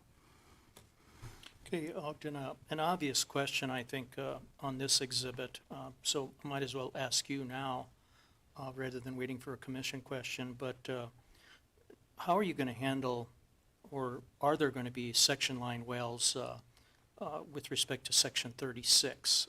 Is that going to be an orphan with respect to section line wells, and then also address the same thing with respect to the section line between sections 2 and 3?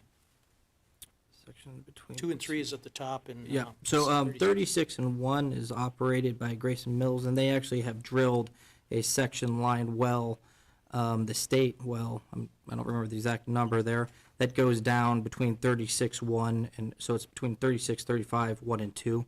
That was drilled in September.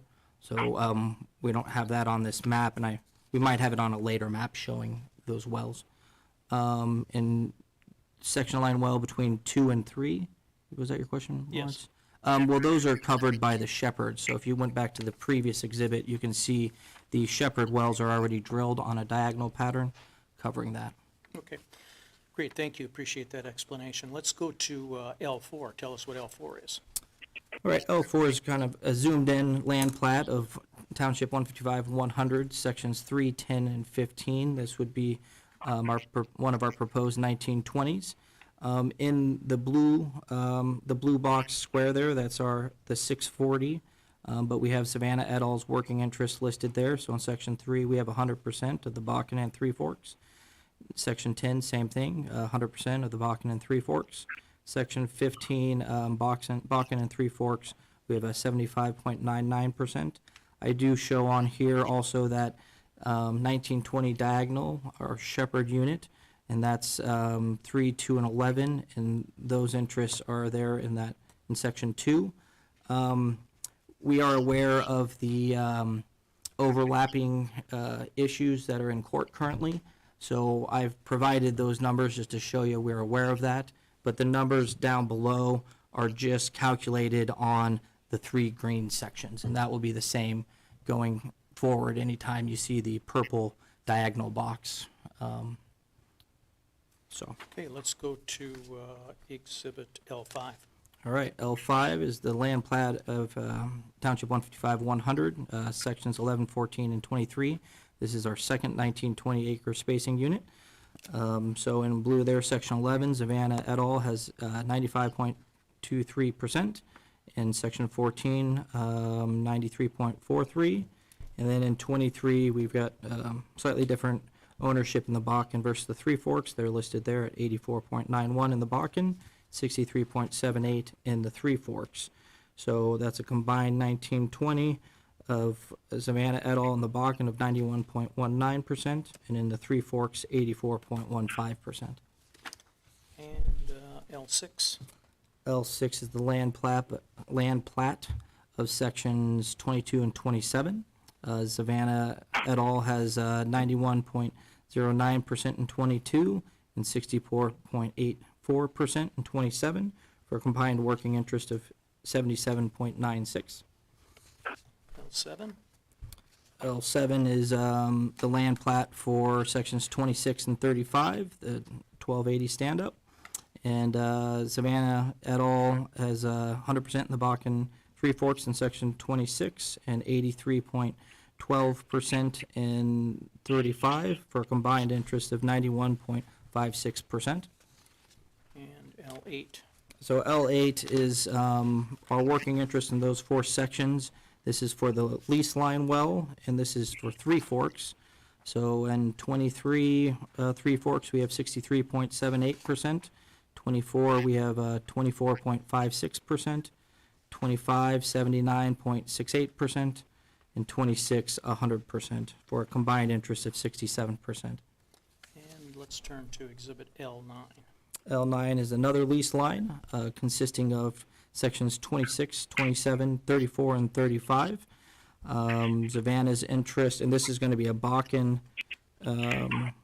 our interest is the same in the Bakken and Three Forks, so combined, our interest is 61.99%. Okay, and Exhibit 10. Exhibit 10 is showing the lease line we're proposing that consists of sections 155, 100, sections 24 and 25, and then 155, 99, sections 19 and 30. And so in 24, Savannah et al. Has 24.56% of the Bakken and Three Forks. Sections 25, we have 79.68%. We don't have any interest in 19 or 18 in 155.99. We don't have any interest in sections 30 or 31 of 155.99. So our combined interest there in the Bakken and Three Forks is 26.35%. And Exhibit 11. Exhibit 11 is showing the lease line 3840 spacing acres that we are requesting, made up of sections 1, 2, 11, 12, 13, and 14. So in section 2, and this is going to be a Three Forks well we're requesting, and that's we have 71.52% in sections 2, 95.23% in sections 11, and 93.43% in section 14, and we have 0.006% in section 13, and 0.64% in sections 1 and 2 combined. So Savannah et al. For the Three Forks well, lease line well, has a combined total of 41.14%. And And then finally, Exhibit 12. Exhibit 12 is the last lease line, 3840 we're requesting. And our total interest there is a combined interest of 90.91. And Okay. And in those situations, I think there's several where Savannah has less than a majority interest. Will Savannah discuss with other operators or other working interest owners, I should say, in the proposed spacing unit, who should be the operator? we will. That's all the questions I have for this witness. Any questions from the staff? Ogden, there are several multi-section diagonal spacing units in this field. If you want to look at Exhibit L2,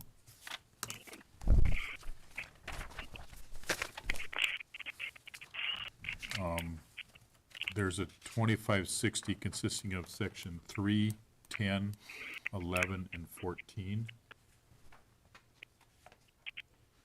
So does Savannah want that space unit terminated? Correct. If you look at Exhibit L2 and maybe if you went to, Let me run through these and maybe Yep. it'll cover them all. no problem. The next one is 10, 15, 14, and 23. Correct. Terminate that one. The next one is Did 22. you say yes? Yeah, I said correct, sorry. Yes, 22, 27, 26, and 35.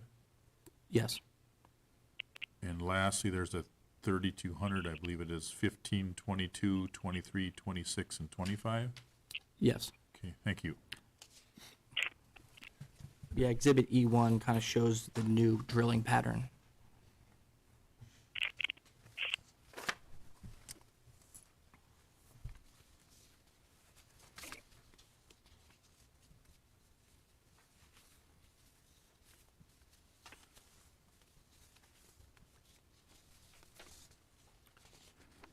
Any other questions? You can call your next witness. Next witness is Mr. Mitch Meyer, M-E-Y-E-R. And he'll be appearing by telephone. Mr. Meyer, Yes. do you solemnly swear or affirm under the penalties of perjury the testimony you're about to give in this matter will be true and correct to the best of your knowledge and belief? Yes.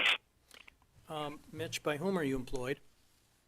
Savannah LLC In what capacity? as Vice President of Geosciences. And in that capacity, have you testified before the commission previously? Yes. Have you had your qualifications accepted as that of an expert? Yes. For the further testimony of this witness, that of an expert. Motion granted. Mitch, let's turn to Exhibit G1 in the packet. Identify G1 and briefly discuss what's contained upon it. Exhibit G1 is a map depicting the subsurface elevation of the top of the middle member of the Bakken Formation in the area of interest. The contour interval is 20 feet, and the map shows a regional dip trending from the northwest towards the southeast. Savannah operated leasehold is shown in yellow, and the red-colored square near the center of the page indicates the location of the well used for the following type log exhibit. Also shown are red and blue-colored dash lines representing the proposed horizontal wells in our development plans to be discussed And- on E1. And the engineering witness is going to discuss in detail why Savannah is proposing the configuration of well bores as is depicted on G1. Is that correct? Yes. Okay, let's go to G2. G2 is the type log we use to show the stratigraphic limits of the Stony Creek, Williston, and Epping Bakken pools, as indicated by the arrows on the extreme right side of the page. The well is located in the center of the northeast-southeast of Section 16, Township 155 North, Range 100 West, and was drilled as a vertical well bore to the Red River Formation by Hunt in 1980. The display includes gamma ray resistivity and density neutron curves that depicts the various members of the Bakken petroleum system.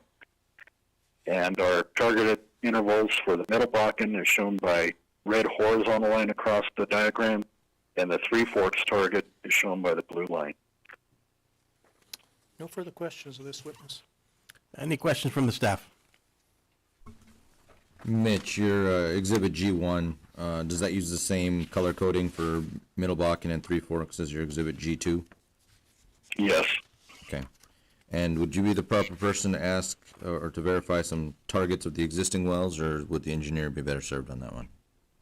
I believe it will be discussed in the engineering portion. Thank you.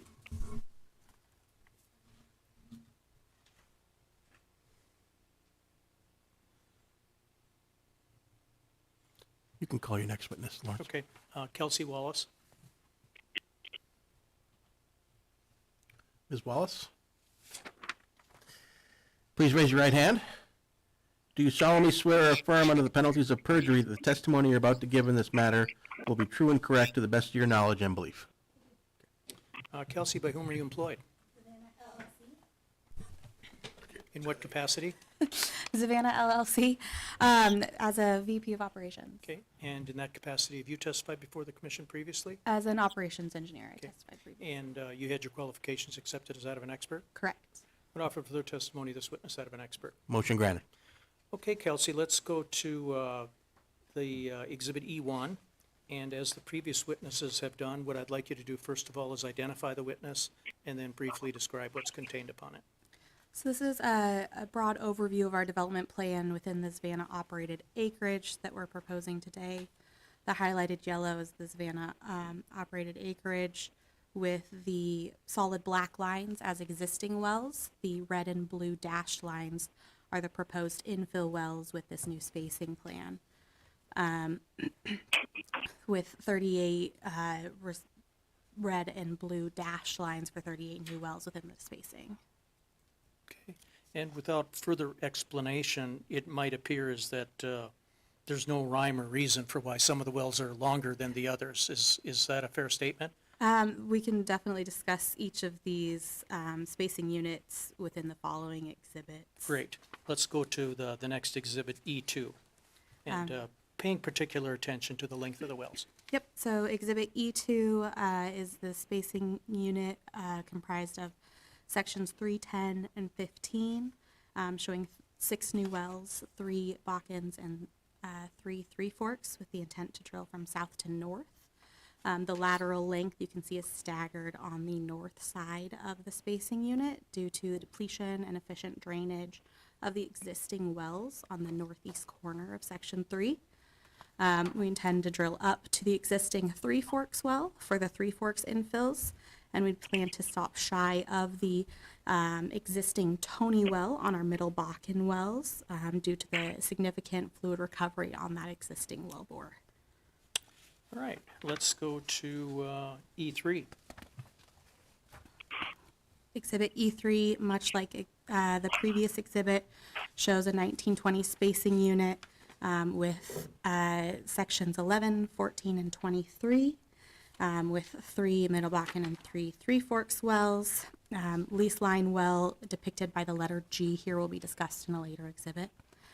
Again, you'll see the staggered lateral length on the north side of the spacing unit with the Three Forks wells drilled to the setback or the Shepherd infill well. That is the Three Forks, and then the Middle Bakken wells are planned to be drilled to the Wildcat, again because of the efficient drainage and fluid recovery of that area. The exception would be wellbore depicted by M, which would go past the Wildcat well all the way to the Shepherd well. Because of the existing completion in the Wildcat, we believe that there's some additional recovery available on the heel side of that without the back drilling and the swell packer completion of that vintage of well. All right, and E4. Exhibit E4 is a 1280 spacing unit with 3 Middle Bakken and 3 Three Forks, 2-mile lateral infills, crossing Middle Bakken wellbores. Okay, E5.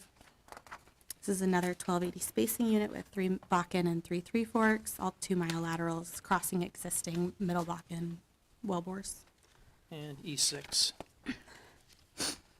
E6 is a lease line Three Forks well that we're proposing to be spaced. Well AB in the 2560 spacing unit comprised of 23, 24, 25, and 26. A 2-mile lateral, as previously mentioned in the land section of the hearing. Section 36 is already infilled by Grayson Mills with a lease line well between 36 and 35 that just started producing earlier this year. And E7. E7 is a lease line Bakken well in a 2560 spacing unit comprised of 26, 27, 34, and 35. E8. E8 is a lease line Bakken well in a 2560 of 19, 24, 25, and 30. And E9. E9 is a excuse me, lease line Three Forks well on a 3840 spacing unit comprised of 1, 2, 11, 12, 13, and 14, a 3-mile lease line well. And E10. E10 is a lease line Bakken well on a 3840 spacing unit, 3-mile well comprised of 10, 11, 14, 15, 22, and 23. And not so complicated when you break it down by spacing. A little bit easier. Yeah. Okay, let's go to the next exhibit, which has been labeled E11. Exhibit 11 is showing an example of a type wellbore diagram in the area with the 9 5/8 Dakota intermediate string planned for all of these wells with a 7-inch by 4.5-inch wellbore configuration, cemented laterals with a wet shoe, obviously with a range of lateral lengths shown in the previous exhibits. We're showing a 40 to 75 stage completion dependent on the lateral length. And again, as mentioned, with a wet shoe with the ability to frack out of the toe. All right, and then E12A. E12A is a look at our 2-mile lateral economics. On the left column, you can see the Bakken economics, and the right shows the Three Forks. Just stepping through a few of these parameters. For the thickness of the Bakken, looking at 43 feet versus 25 for the Three Forks in the area, with an initial production rate on the Bakken wells of 1,075 barrels of oil per day, and the Three Forks slightly lower at 950. Showing 3 well bores per DSU of each Bakken and Three Forks. The ROI of the Bakken wells in the ballpark of 2.45 and 2.19 for the Three Forks wells, and payouts of 1.45 years and 1.66 years respectively. Okay, E12B. E12B is the same as the last page, just changed for our 3-mile lateral economics, again with the Bakken on the left and the Three Forks on the right.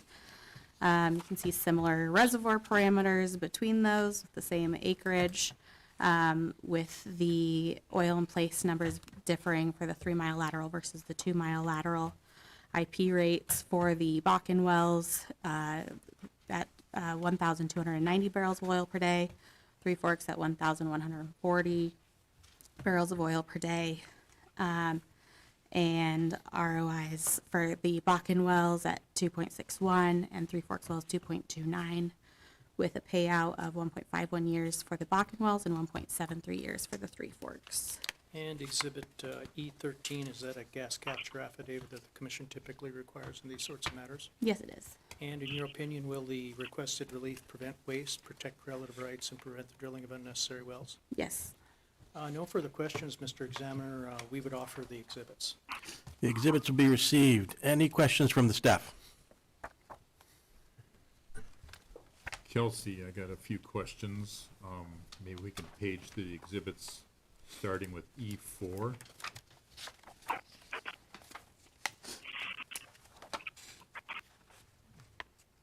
Did Savannah have any conversations with Continental on drilling 3-mile laterals into section 34? Yes, and I can let our landman answer that question. Okay. I did send this new drilling or new spacing to Continental, And they did email me back. They said, "The team is aware of Savannah's application. At this time, there's no plans to protest the application." So we've, over the years, we've tried to space in. We tried to do 1920s with Continental. We've traded out of their sections to kind of get out of each other's hair. And so the last time we did the hearing with the diagonals, they were brought in also, and, indicated that they were going to drill on their 640s, so. Okay.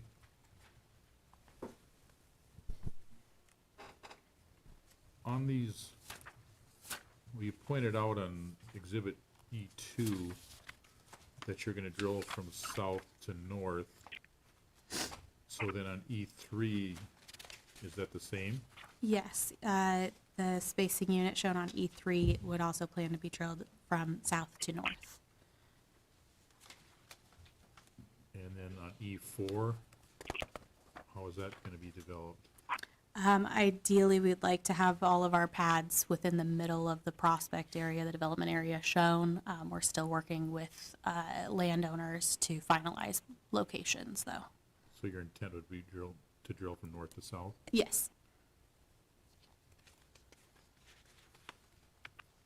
And on Exhibit E5 likewise? Correct, from north to south.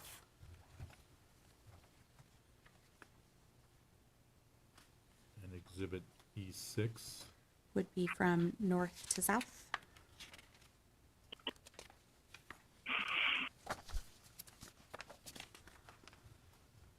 Exhibit E7? E7 would be from north to south. And E8? E8 is from north to south.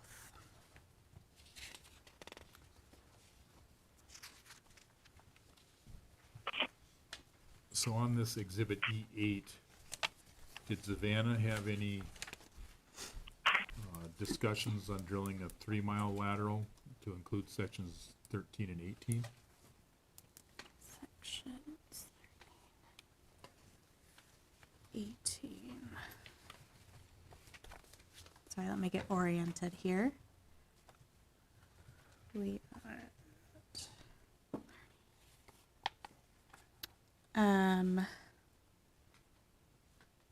I don't know if we have had those discussions. Ogden, do you have anything on that?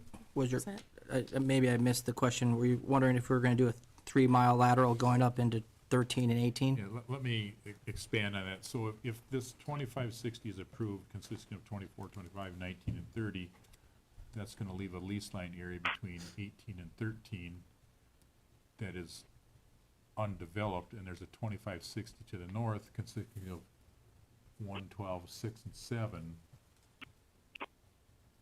So there'll be one section between the current 2560 and your proposed 2560, making that lease line between 13 and 18 probably less attractive to develop. I mean, Continental operates 13 and Continental operates 18 and 19. I believe that is on the other side of we'd be drilling from north to south there, so. Yeah, that wouldn't fit very well for a Right. 3-mile well.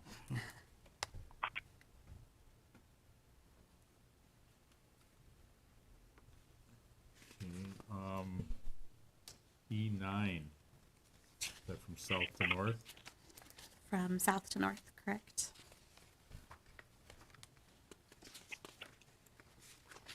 And E10,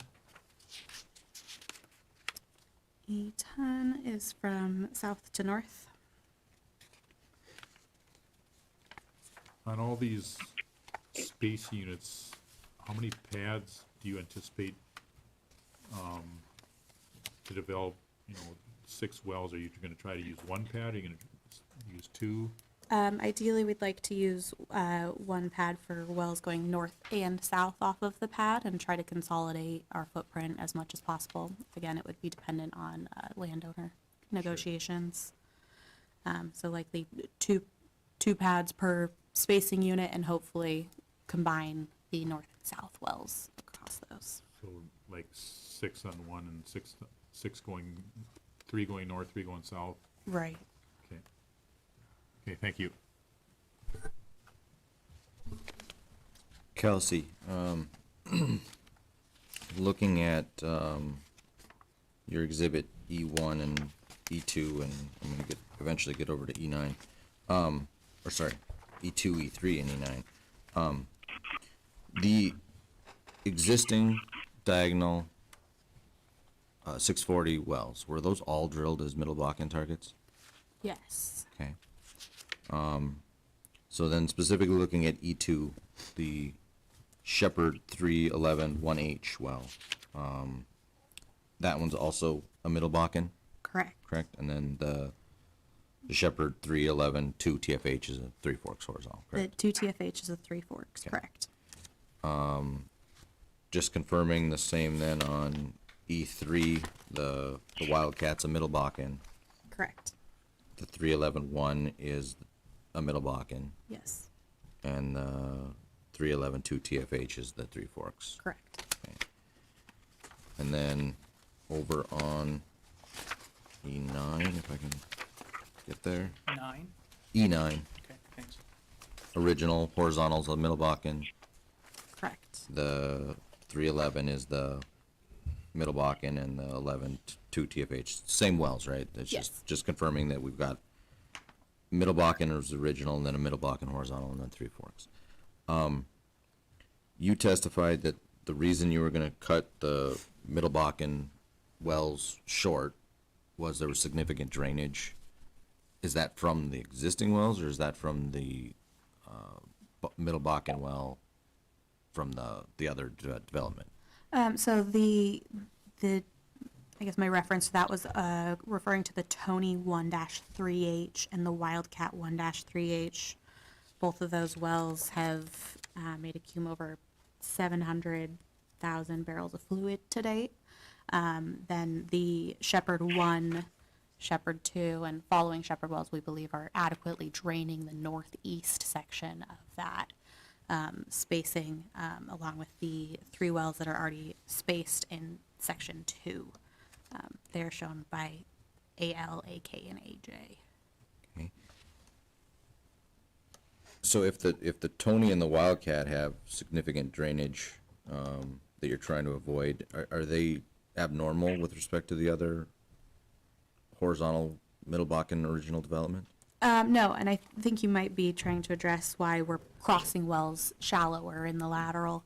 And the reason being that if there is significant depletion, going 200 feet past that well to the end of the spacing unit likely wouldn't be economically viable. You're not recovering additional reserves from that last 200 feet, whereas we can go past the shallower Bakken laterals and cross those ones and still recover additional reserves on the other side of that lateral. Okay, so you're able to justify the crossing when you have additional well bore Correct. drilled. You just won't have enough drilled to the north of those existing Middle Bakken wells to make it Correct. viable. Okay. With respect to your Three Forks target, is it all first bench Three Forks target? We can go back to look at Mitch's. Would you like geologists to answer that? I think I'm gonna need, because I missed something when I was looking at G2, actually. Yep. Yeah. So, Mitch, It is. on your exhibit G2, it looks like your formation callouts on the right are mixed up or incorrect. Yes, the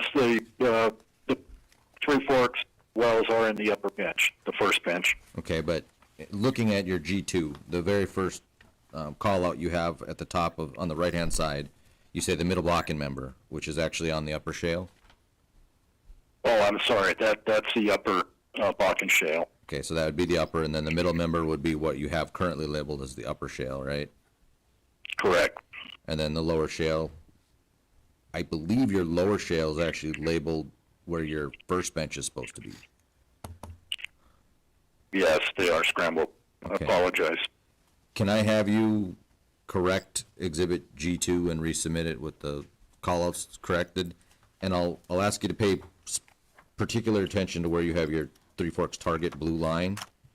I believe that would be a second bench. It is showing, currently it is showing that, yes. Yeah, so your blue line will end up moving up in your revised exhibit, correct? Correct. Okay.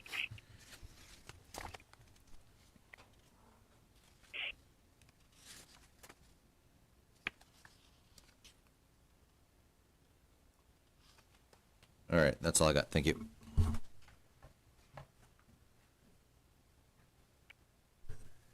Kelsey, I noticed that on your 2560s, for instance, Exhibit E6, you're only showing one east line well, although you've advertised for two.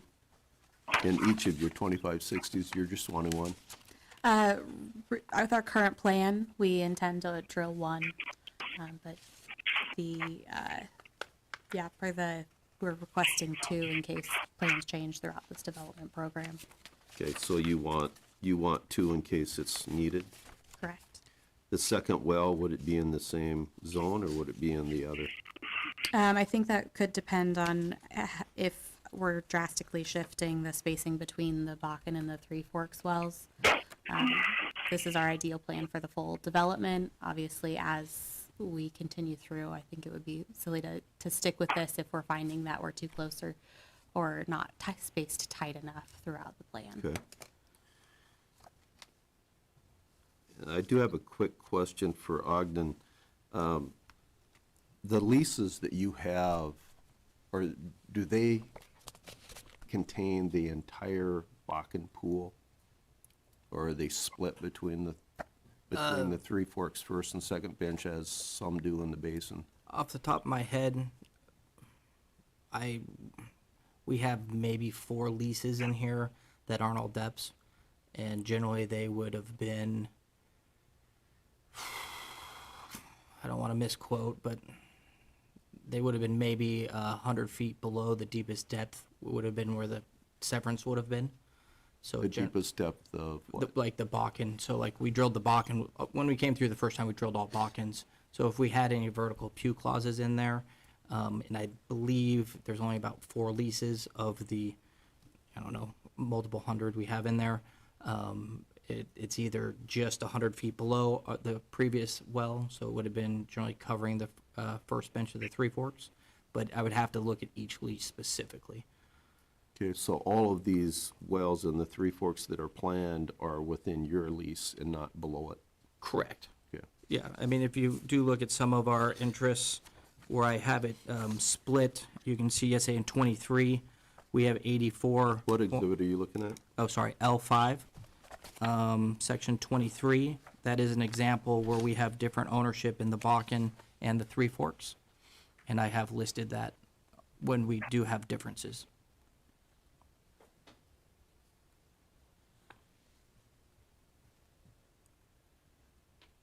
Okay, but in this case, it's not the entire Three Forks, right? We're only talking- Well, I can't remember the lease language for all the leases, so I don't want to misspeak there. But I would say, I know if I put that 63% there, we have the first bench. Thank you.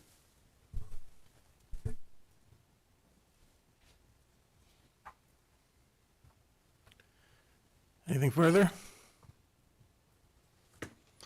Lawrence, how long would you like to keep the record open? May 31. May 31st? Okay, the record will remain open in this case until May 31st to supplement exhibit, was it G2? Do you have any other witnesses, Lawrence? Not in this matter. Okay. Then that concludes our hearing for case number 30081. Case number 30082, application of Savannah LLC for an order for the Stockyard Creek Bakken Pool, Williams County as follows. 1, create and establish an overlapping 1280-acre spacing unit comprised of sections 22 and 23, Township 154 North, Range 99 West, authorizing the drilling of a total not to exceed 7 horizontal wells on said proposed overlapping 1280-acre spacing unit. 2, create and establish 5 overlapping 2560-acre spacing units comprised of sections 14, 15, 22, and 23, sections 20, 21, 28, and 29, sections 22, 23, 26, and 27, sections 27, 28, 33, and 34, and sections 28, 29, 32, and 33, Township 154 North, Range 99 West, authorizing the drilling of a total not to exceed 2 horizontal wells on or near the section line between the existing spacing units of each proposed overlapping 2560-acre spacing unit. And 3, create and establish an overlapping 3840-acre spacing unit comprised of sections 23, 24, 25, 26, 35, and 36, Township 154 North, Range 99 West, authorizing the drilling of a total not to exceed 2 horizontal wells on or near the section line between the existing spacing units of said proposed overlapping 3840-acre spacing unit. All interested parties, please come forward. Thank you, Mr. Examiner. Lawrence Bender, P.O. Box 1855, Bismarck, appearing in this matter, case 30082, on behalf of Savannah LLC. We'll be calling 3 witnesses in this matter. Ms. Jillian Wilkin, W-I-L-K-I-N, will be offering some land testimony, and Mitch Meyer and Kelsey Wallace will be offering geologic and engineering testimony, respectively. Ms. Wilkin. Yes. Oh. I thought you were on, I apologize. Please raise your right hand. Do you solemnly swear or affirm under the penalties of perjury that the testimony you're about to give in this matter will be true and correct to the best of your knowledge and belief? I do. Jillian, by whom are you employed? Savannah LLC. What capacity? I am a landman. And in that capacity, have you testified before the commission previously? I have. Had your qualifications accepted as that of an expert? Yes. Offer the further testimony of this witness that of an expert. Motion granted. Jillian, let's go to the packet exhibits for 30082. Let's go to L1. Tell me what's on L1. L1 is a general locator map. All of the spacing units we are applying for today are comprised in the township of 15499, with the green sections highlighted that are applicable. And then let's go to L2. So L2 shows the full area spacing design. It's inclusive of existing spacing units as well as proposed spacing units that we're applying for today. The light blue sections are existing 640-acre spacing units. The solid red boxes are existing 1280-acre spacing units. The solid green ovals are existing lease line 1920 or 2560, excuse me, spacing units. And the solid yellow lease line on the east is an existing 3840 lease line unit. The dotted lines, the dotted green ovals are what we're proposing today for 2560 acre lease line spacing units. And the dotted red rectangle is the proposed 1280 acre spacing unit that we're applying for today. Okay, L3. So L3 is a land plat. We're zooming in now to each of the respective spacing units that we're applying for. I'm showing the existing 1280 that exists, comprised of sections 23 and 24, with ownership interest described in red text. The green spacing unit that we're applying for today, Savannah et al.'s working interest in that proposed spacing unit is 67.61%. Okay, and then let's go to the next exhibit, exhibit L4. So there's a lot of information on this, mostly just to give you the underlying existing spacing unit ownership, as there are some overlapping pooling units. But the green background sections indicates the 2560 acre spacing unit that we're applying for today. It's for a lease line that would be on a east-west direction between 14, 15, 22, and 23. And you don't need to go through the ownership in those spacing units. Just give us what the total is. Yep, so Savannah et al. In the proposed 2560 lease line has 34.04%, with the next highest working interest owner being Continental Resources at 28.18%. Okay, and Exhibit L5. L5 shows another 2560 acre lease line spacing unit that we're proposing today, between 21, 20, 29, and 28. It would also be east-west laydown lease line well. And Savannah et al.'s working interest in that proposed lease line unit is 92.60. All right, and Exhibit L6. L6 is another laydown 2560 acre spacing unit between 22, 23, 27, and 26. Savannah et al.'s working interest in that proposed unit would be 80.29. Okay, and then Exhibit L7. L7 is a 2560 acre spacing unit. This is a stand-up. It would be between 27 and 34, 28 and 33, and Savannah et al.'s working interest in that proposed lease line unit is 98.12. Excuse me. And Exhibit L8.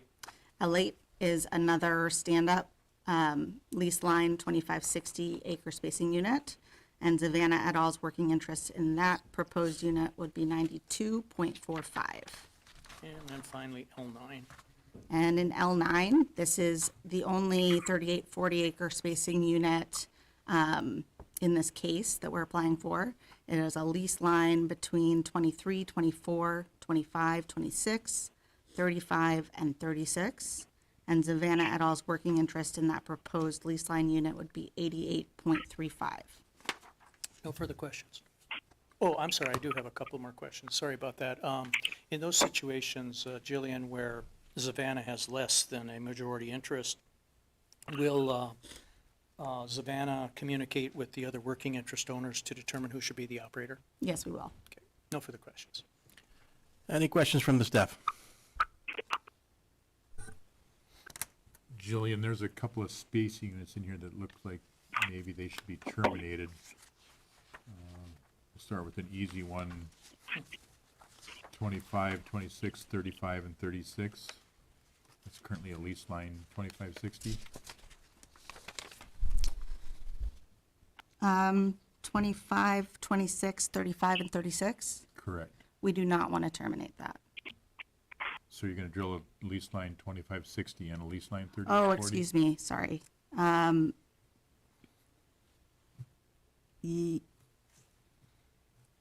Yes, we would want to terminate that. We would be drilling that as a 1920 instead.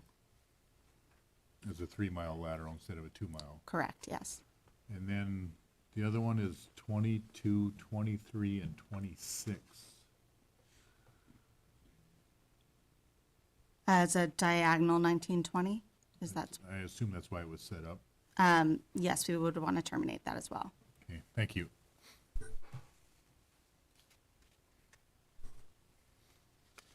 Julian, are there any depth-limited leases in this area? Similar to Ogden's response earlier in the hearing, there are a handful potentially having similar language, I believe, as he had described, being 100 or so feet below the deepest depth drilled, with the deepest depth drilled being Middle Bakken. And in those instances, I believe they all cover the first bench of the Three Forks. Do you believe they did, or your geologist confirmed that, or? Maybe I'll ask your geologist if he can confirm that. No? If he can confirm the leases cover? No, that the Three Forks first bench Oh. that you're planning to drill in is within 100 feet of the Bakken, Yes, sure. Middle Bakken. Yep. Okay.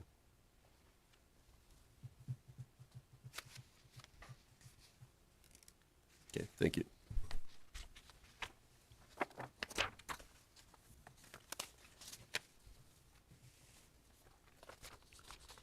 Do you want to call your next witness? Yeah, it's same geologic witness we had in the previous case. Mr. Meyer? Yes. Mr. Meyer, just a reminder that you're still under oath. Agreed. Mitch, G1. Yes, G1 is a map depicting the subsurface elevation of the top of the middle member of the Bakken Formation in the area of interest. The contour interval is 20 feet, and the map shows a general anticlinal feature trending from the northwest towards the southeast in the middle of the township, 154 north, 99 west. The Savannah-operated leasehold is shown in yellow, and the red-colored square on the left side of the page indicates the location of the well used for the following type log exhibit. Okay, let's go to G2. G2 is the type log we use to show the stratigraphic limits of the Stockyard Creek Pool, as indicated by the arrows on the right side of the page. The well is located in the east half, the northwest of the northeast of Section 24, Township 154 North, Range 99 West, and was drilled as a vertical wellbore to the Red River Formation by Sheffield Exploration in 1990. The targeted interval for the Middle Bakken is shown by the horizontal red line, and the Three Forks target is shown by the blue line in the first bench. No further questions. Any questions from the staff?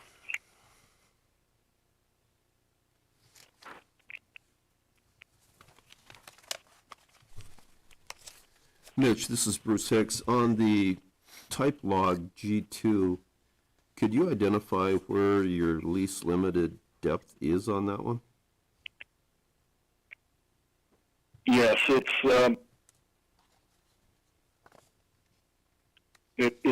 50 feet above the upper Bakken Shale, south of the Bakken, down to the Nisku. Okay, well, it was indicated by Julian that it had a depth, that some of your leases have a depth limitation 100 feet below, is it the Middle Bakken target, or? So it would be somewhere in the Three Forks that you would. Oh, yes, yeah, in that particular sense, yes, the upper bench does fall within the lease restrictions. Okay, so on your G2, where would that be located? Can you give me a depth or a, is it in the Three Forks second bench somewhere? Or? Yes, it's at the bottom of the second bench. So it essentially excludes the third bench. Okay, I assume that's the same then on your previous case too then? Correct.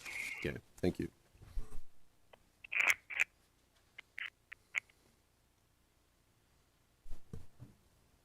Anything further? Then you can call your final witness. Kelsey Wallace. Ms. Wallace, just a reminder, you're still under oath. Yes, sir. Kelsey, let's go to the next exhibit in the packet, E1. Identify E1 and then very briefly discuss what's contained upon it. Yes, so E1 is an overview of our development plan with the Savannah-operated acreage highlighted in yellow. Existing wells are shown in a solid black line with the well names. Our planned development is depicted with red and blue dashed lines for Bakken and Three Forks wells respectively, labeled with an alphabetical letter, showing all of the spacing units addressed in this hearing. Okay, let's walk through them spacing unit by spacing unit, then start with E2. E2 shows a 1280 spacing unit with 3 Bakken and 3 Three Forks wells. Again, those lease line wells depicted by H and O will be addressed in later exhibits, drilling from west to east. And E3. E3 is a 2560 acre spacing unit showing the lease line well H, drilled from west to east between sections 14, 15, 22, and 23. Okay, and E4. E4 is a 2560 spacing unit lease line well, shown there, highlighted in yellow, well bore depicted by the letter G between 21, 20, 29, and 28. And E5? E5 is a lease line well bore, shown in a 2560 spacing unit between sections 22, 23, 26, and 27. And E6? This is a 2560 spacing unit showing a lease line well, 2-mile lateral stand-up between sections 27, 28, 34, and 33. And E7? E7 shows another lease line well, drilled between 28, 29, 32, and 33. E8? E8 shows a 3840 Bakken lease line, a 3-mile lateral drilled from north to south between sections 23, 24, 25, 26, 35, 36. Okay, and then let's go to E9. E9 shows a typical wellbore diagram for wells in this area. You can see the 9 5/8 Dakota intermediate string, the 7-inch by 4.5-inch wellbore geometry, cemented laterals with a wet shoe, with the intention of fracking 40 to 75 stages depending on lateral length, with both 2-mile and 3-mile wellbores considered in this spacing. And E10A? E10A is showing our 2-mile lateral economics for both Bakken and Three Forks wells, with Bakken displayed on the left column and Three Forks wells shown on the right. With the Bakken showing a thickness of 42 feet and the Three Forks at 30 feet. We would expect IP on the Bakken wells 1,420 barrels of oil per day, with the Three Forks wells coming in at 1,205 barrels of oil per day. With an ROI on a Bakken well of 2.49x and a Three Forks well at 2.23x. We'd expect payout respectively of 1.26 years and 1.46 years on these wells. Okay, and then E10B? E10B is the same as the last page, with the change to the 3-mile lateral for those included in this development program, with the Bakken shown in the left column, Three Forks shown in the right column. Same reservoir parameters, with IP rates on the 3-mile Bakken wells at 1,704 barrels of oil per day, and the Three Forks wells coming in at about 1,446 barrels of oil per day. The ROI on these wells of 2.78 on the Bakken wells and 2.31 on the Three Forks wells, with payouts of 1.36 years on Bakken wells and estimated payout of 1.51 years on Three Forks wells. And Exhibit E11, is that a gas capture affidavit that the commission typically requires in these sorts of matters? Yes, it is. In your opinion, will the requested relief prevent waste, protect relative rights, and prevent the drilling of unnecessary wells? Yes. No further questions. Offer the exhibits. The exhibits will be received. Any questions from the staff? Kelsey, if we can go through these real quick. So on E2, you're gonna drill from west to east with one pad ideally? Ideally, we would have 2 pads to support the infill program to both the section, towards section 21 and towards section 22, with one of those being a wellhead pad and facilities being contained on the other pad. So 2 pads to minimize footprint among all of those wells. And then that lease line well to the north would be drilled from the same pad? So there would be a northern and a southern pad on that lease line between 22 and 21, with well H being drilled from the northern pad and then O being drilled from the southern pad on that.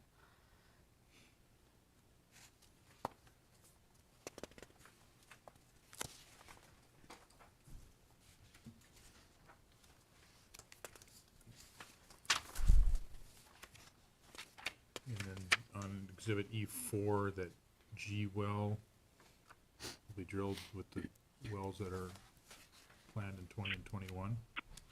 Correct, from preferably a pad on the east side of the DSU.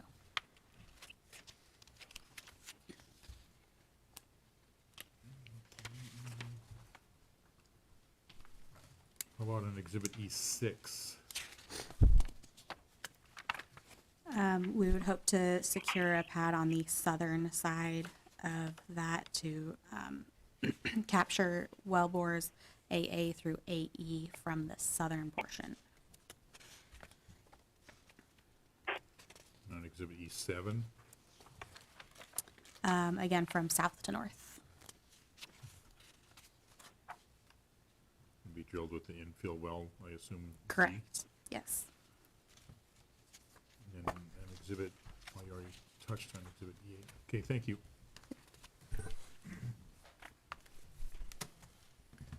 On these cases, the 1280s in 22 and 23, you indicated 7 horizontals in the advertisement, you have 6.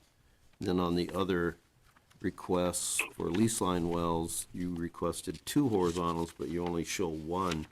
It appears that you've evenly spaced all the wells, so I don't see where you would have room for the other. What's the likelihood that the other well would be drilled? I don't think it's very likely, but I wouldn't want to request one and then in 2 years come back to change that again.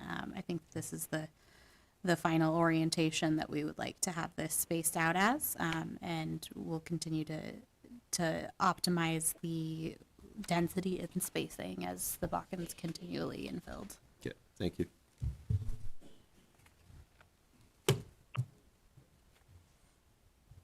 Anything further? That concludes our hearing for case number 30082.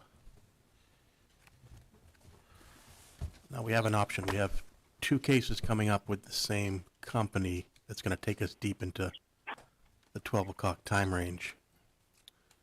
Do you want to do one and then go break for lunch, or do you want to It probably makes sense, just, if we're gonna take a lunch break, it probably makes sense to just do it now. just take it now? Yeah, I mean, obviously, it's your decision. No, yeah, I It'll be just, fine but I with just me. want to get your input on that. Okay. Yeah. Why don't we break for an hour for lunch and come back at 12:45? Thank you. Say, I'm,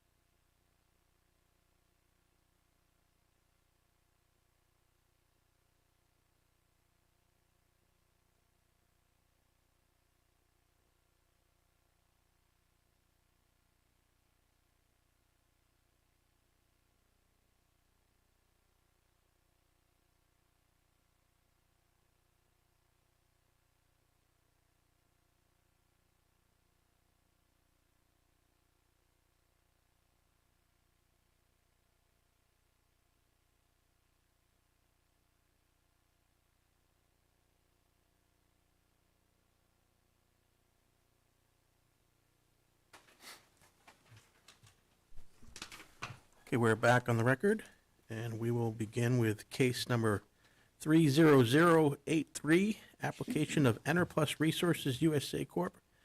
for an order for the Good Luck Bakken Pool, Williams County, to create and establish 4 overlapping 1920 acre spacing units comprised of sections 5, 8, and 17, sections 6, 7, and 18, sections 19, 30, and 31, and sections 20, 29, and 32, Township 157 North, Range 101 West, authorizing the drilling of a total not to exceed 5 horizontal wells on each proposed overlapping 1920 acre spacing unit. All interested parties, please come forward.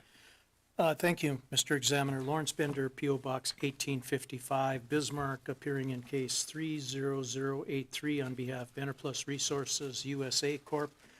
We intend to call 3 witnesses in this matter. Mr. Zach Snyder will be offering some land testimony. Mr. Ryan Hertz-Thelson, I'm sorry if I murdered that, Ryan. Maybe you can help us out when you get on. But it's HERZ-THYHSEN. And then our final witness will be an engineering witness, Mr. Paul Neumeister, Neumeister. And all 3 witnesses will be appearing by telephone. And Ryan, why don't you just help us with your name now, if you could, please? Sure, it's Ryan Hertz-Dyson. Okay, thank you. So I wasn't too far off. Okay, Mr. Snyder, Yes, sir. do you solemnly swear or affirm under the penalties of perjury that the testimony you're about to give in this matter will be true and correct to the best of your knowledge and belief? Yes, I do. Zach, by whom are you employed? Enerplus Resources USA Corporation, And what capacity? as landman. And have you testified before the commission previously? Yes, I have. Had your qualifications accepted as that of an expert? Yes, I have. Would offer the further testimony of this witness as that of an expert. Motion granted. Zach, let's skip the cover page. Let's go to what's been marked L1. Tell me what L1 is.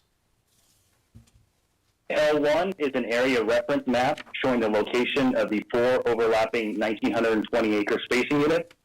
Subject to this application, they are in Township 157 North, Range 101 West, Good Luck Field in Williams County.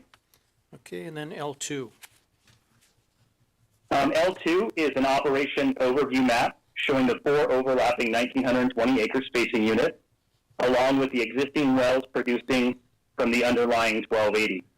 The 1920s are represented by the red dashed line, and these overlapping units are described as Sections 6, 7, and 18, Sections 19, 30, and 31, Sections 5, 8, and 17, and lastly, Sections 20, 29, and 32. And again, this is all in Township 157 North, Range 101 West. And Zach, The solid green... Zach, I'm sorry, let me interrupt you.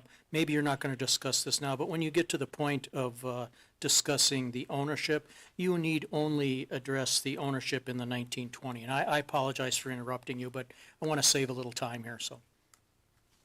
Oh, not a problem at all. I can definitely do that. Okay. The solid green lines in the shaded area are the existing wells currently producing on the underlying 1280. And the green dashed line indicate the proposed 1,920 acre unit wells. And if I could, Lawrence, can I speak to the ownership breakdown on Exhibit L3 instead of Exhibit L2? Sure. Let's go to L3. L3 is the ownership map that shows the working interest of Enerplus in each of the 4 overlapping units. The number is represented in each of the 4 boxes outlined in red. Enerplus has a 61.5% working interest in the proposed unit encompassing sections 6, 7, and 18. Enerplus has a 58.07% working interest in the unit encompassing sections 19, 30, 31. And back up to the northeast, Enerplus has a working interest of 67.34% in the unit encompassing sections 5, 8, and 17. And lastly, to the southeast, in sections 20, 29, and 32, Interplus has a 53.33% working interest. And the underlying working interest is referenced on the map in light gray if there's questions on the underlying interest calculation. Okay, thank you very much for that. I don't have any further questions at this point in time. Any questions from the staff?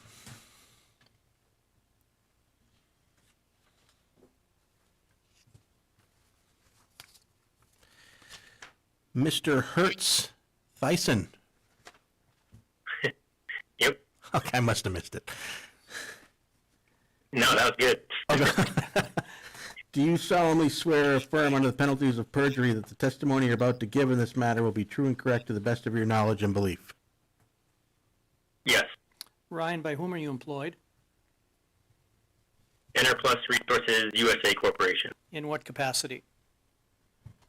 as a geologist. And in that capacity, have you testified before the commission previously? No, I have not. What I'd like you to do, Ryan, is briefly highlight for the examiner and the members of the staff your educational background and work experience. Sure. I received a Bachelor's of Science in Geology from Haverford College in Pennsylvania in 2012. And then I received a PhD in Geology from the University of Wyoming in 2019. Since then, I've been working as a geologist for Interplus Resources for about the last 4.5 years. And in preparation for today's hearing, have you made a thorough study and review of all the relevant geologic matters concerning the requests in these two cases? Yes. And have you prepared or had prepared under your control and supervision some exhibits you intend to sponsor? Yes. Offer the further testimony of this witness that of an expert. Motion granted. Okay, Ryan, let's go to the next exhibit in the packet. It's been previously marked as G1. Can you tell me what G1 is?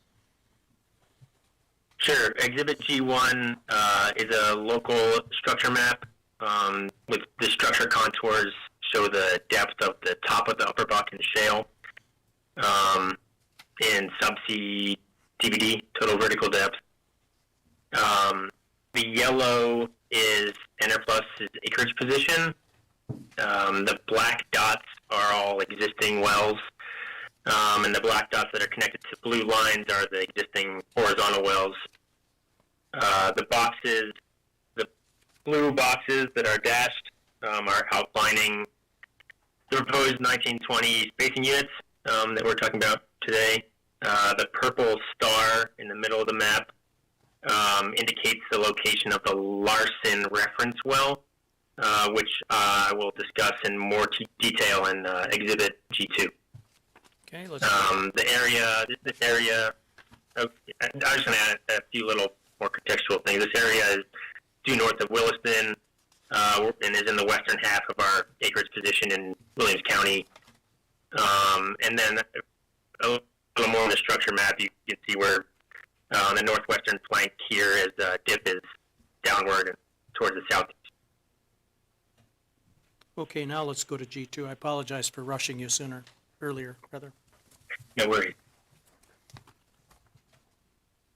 So Exhibit G2 is our offset reference log that I referenced when describing Exhibit G1.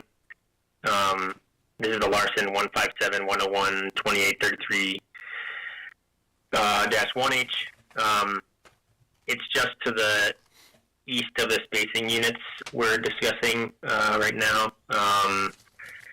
The plot shows the data curves for gamma ray resistivity, neutron density, porosity, density, and PE.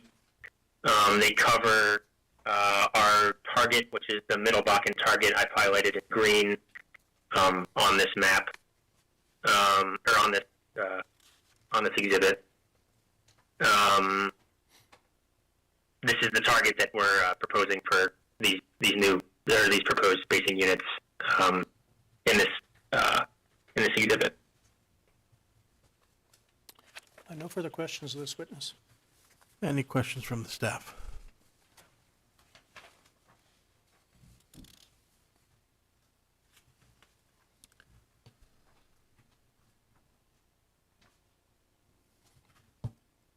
Mr. Newmeister, Yes. do you solemnly swear or affirm under the penalties of perjury that the testimony you're about to give in this matter will be true and correct to the best of your knowledge and belief? I do. Paul, by whom are you employed? Enterprise Corporation In what capacity? as a reservoir engineer. And in that capacity, have you testified before the commission previously? Yes, I have. And you've had your qualifications accepted as that of an expert? That is correct. Offer the further testimony of this witness that of an expert. Motion granted. Paul, let's go to the next exhibit in the packet. It's been previously marked as E1. Can you tell us what E1 is? Exhibit E1 is the generic wellbore schematic that we have adjusted for the Williams County area. It's our pretty standard design we use all across North Dakota. The depths have been modified to reflect some of our recent activity in the area. Most importantly, we are planning to drill a 3-mile lateral. In that 3-mile lateral, we plan to develop it with, at this time, 60 frac stages. All right, and then let's go to the next exhibit marked RE1. Can you tell us what that is? Exhibit RE1 is the reservoir data for the area we are proposing in the Good Luck Field. It's the average we feel is represented for the area. We are targeting the Middle Bakken as presented in the geological exhibits. The average thickness in the area is 41 feet. Porosity is 6.6%. The average water saturation in the area is 44%. Based on some PBT analysis we have on the offsetting well, formation volume factor is 1.48 reservoir barrels per stock tank barrel. This gives us an oil in place for the 1920 acre drilling unit at a little over 15 million barrels. Based on our analysis, looking at 2-mile wells and 3-mile wells, we feel a 3-mile well should recover 560,000 barrels. And RE2? Exhibit RE2 is economic data. We would think it's reflective of the Good Luck Field. Initial stuff at the top, we expect the wells to come on at approximately 900 barrels a day. Again, we expect to recover about 560,000 barrels per individual well. Economics will run at a flat oil price of $70 a barrel, and also a flat gas rate price at $3 per MCF. We expect well cost to be a little over $10 million for just under our 15,000-foot lateral. Assuming 100% working interest with the 20% landowner royalty, the resulting would be a rate of return of about 38%, a profit to investment ratio of 0.42, and a payout in less than 2 years.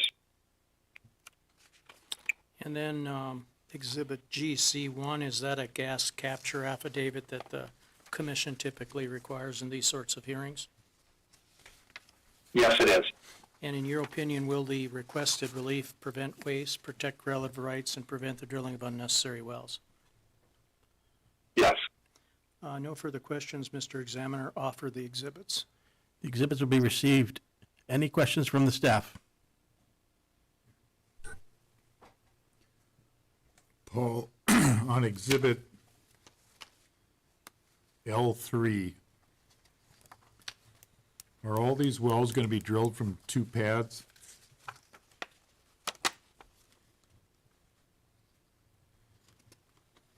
Sorry, I'm just looking at that exhibit. Yes, our initial plan is to try to drill as much as possible from 2 pads in each north-south spacing unit, but we are doing an internal assessment with our drilling operations to see if we can achieve all our well deviations from those 2 pads. And those pads are depicted in the southeast of 17 and the northeast of 19, is that right? That is correct. Okay, thank you.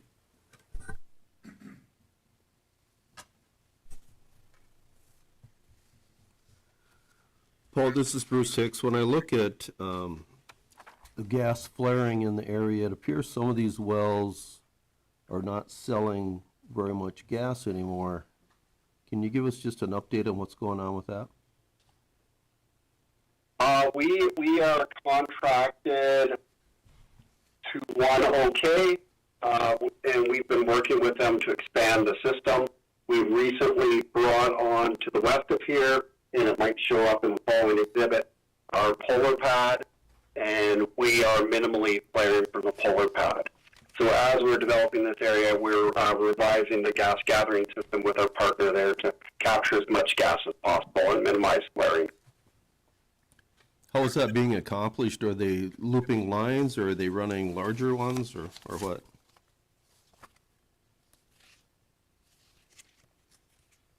I don't know the specifics of it. I would assume they'd be mostly adding in new lines to this area. But I don't have the exact specifics to that, Bruce. And when these wells come on, are you going to batch drill all wells on the pad?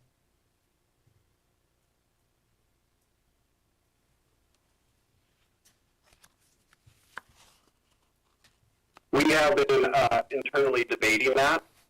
So an ideal situation would be a complete development of a DSU at a single time. But we have to go through a capital allocation process. Since we're looking at redeveloping this from 2 miles to 3 miles, the initial wells in the area might be less than a full DSU development to test out the content.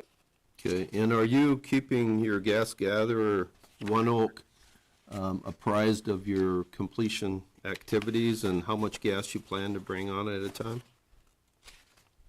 Yes, we have a regular conversation with them, and it's at least a 6-month notice period to them to give them adequate time to assess their system and see if they can handle our gas volumes. Okay, thank you.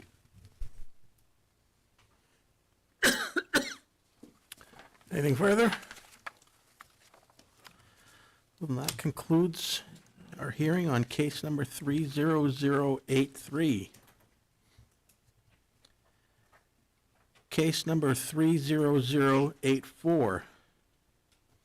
Application of Enerplus Resources USA Corp. For an order for the Otterbakken Pool, Williams County, to create and establish 4 overlapping 1920 acre spacing units comprised of Sections 211 and 14, Sections 310 and 15, Sections 22, 27, and 34, and Sections 23, 26, and 35, Township 157 North, Range 101 West, authorizing the drilling of a total not to exceed 5 horizontal wells on each proposed overlapping 1920 acre spacing unit. All interested parties, please come forward.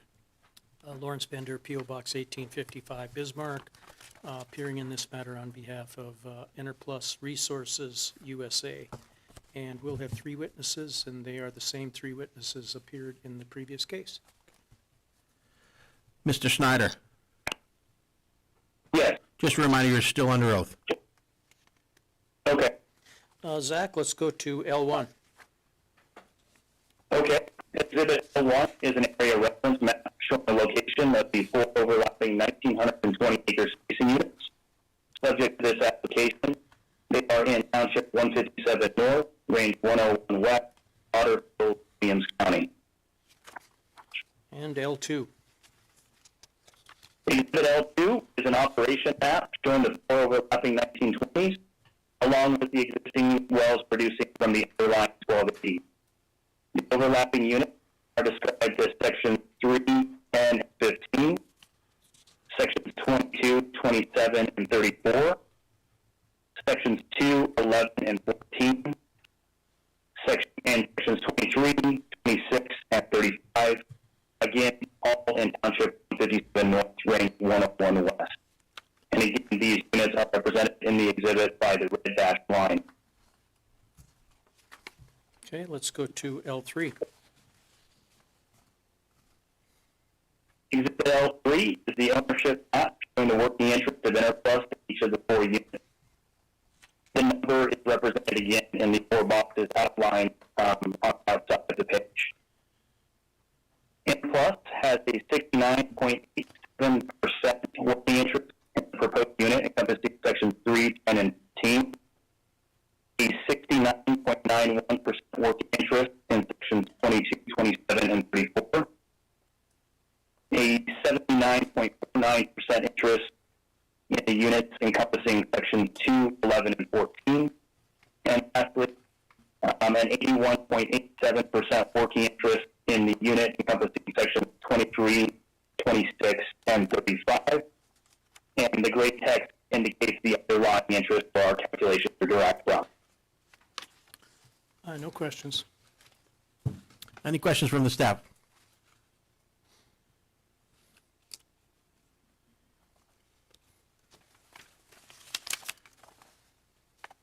Mr. Hertz Dyson? Yeah. Just a reminder, you're still under oath. Ryan, let's have you identify G1 and discuss what's contained upon it. Sure. Exhibit G1 here is a local structure map. The structure contours show the depth of the top of the upper Bucking Shale in subsea total vertical depth. Yellow on this map is enter plus its acreage position. Existing wells are represented by black dots, and horizontal wells are represented by black dots connected to blue lines. The boxes with the that are dashed outlines are proposed 1920 spacing units, and the purple star indicates the location of the Larson 157, 101, 2833-1H reference well that I'll discuss in the next exhibit. This area is north of Williston, in the western half of our plus acreage position in Williams County. Dip, as you can see from the contour lines, is generally to the southeast, downward to the southeast. Okay, let's go to G2.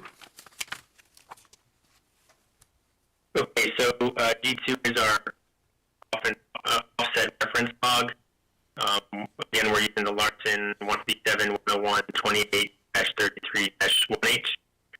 It's just to the west of the proposed spacing units. In the bottom, showing some of the data curves that are relevant. Here, the left is the gamma log, and you can also see data associated with resistivity, neutron density, porosity, density, and the PE log as well. The green box overlaying the logs represents our target, which is the middle Bakken target in this acreage position. No further questions. Any questions from the staff?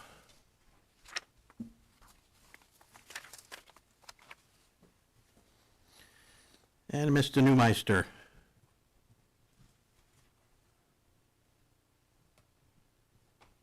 Yes, the next exhibit is E1. Just, This is our generic well. Can you just stop, Paul? Just stop for a I second. just wanted to give you a reminder that you're still under oath, Mr. Newmeister. I understand. Okay, Paul, let's now go to E1. Exhibit E1 is our generic wellbore schematic representative of what we expect in for a middle Bakken well in Williams County. Again, this is a 3-mile lateral we're proposing. With that, we expect to be completing 60 frac stages in this wellbore. Okay, let's go to RE1. Exhibit RE1 is reservoir data representing the area of this application for the Otterfield Bakken pool. These numbers are the same as previously presented in a previous NDIC case, 30083. We feel the average thickness in this area is 41 feet, porosity 6.6%, water saturation 44%, with a formation volume factor 1.48. We feel each 19-20 acre DSU contains a little over 15 million barrels in place. Based on our analysis of the pipe well in the area, each well should recover 560,000 barrels of oil. RE2. RE2 summary two of the economic data based on the reservoir data. Based on a 560,000 barrel oil well, we expect the initial rate to be about 900 barrels at a $70 flat oil price and a $3 flat gas price. Well costs are estimated at a little over $10 million. We expect the rate of return to be 38% and pays out just under 2 years. And Exhibit GC1, is that a gas capture affidavit that the commission typically requires in these sorts of matters? Yes. And in your opinion, will the requested relief prevent waste, protect relative rights, and prevent the drilling of unnecessary wells? Yes. No further questions. Any questions from the staff?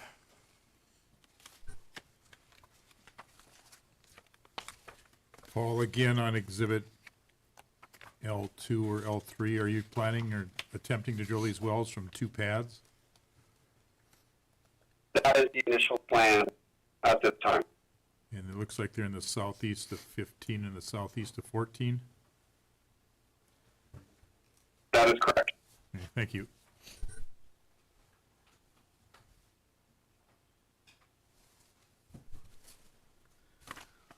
So Paul, looking at the gas flaring in the area, we have the same issue here. When do you expect to complete the wells?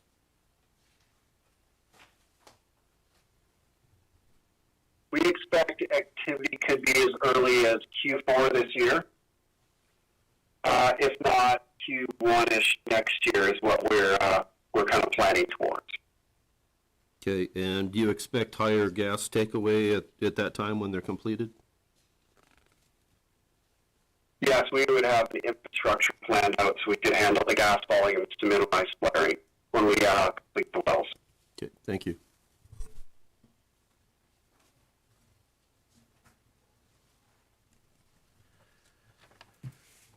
That concludes our hearing for case number, oh, did you want to offer the exhibits, Lodge? Oh, I think I did, but if I okay. didn't, I'll I'm offer sorry. them now. Okay, Yeah. they'll be received. Okay. That concludes our hearing for case number 30084.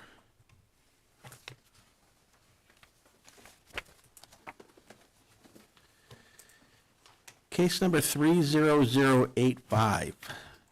Application of Continental Resources, Inc. for an order for the Little Knife and/or Jim Creek Bakken Field, Dunn County, as follows. 1. Create and establish an overlapping 19-20-acre spacing unit comprised of Section 31, Township 146 North, Range 96 West, and Sections 6 and 7, Township 145 North, Range 96 West, authorizing the drilling of a total not to exceed 9 horizontal wells on said proposed overlapping 19-20-acre spacing unit. 2, create and establish an overlapping 19-20-acre spacing unit comprised of Sections 18, 19, and 30, Township 145 North, Range 96 West, authorizing the drilling of a total not to exceed 4 horizontal wells on said proposed overlapping 19-20-acre spacing unit.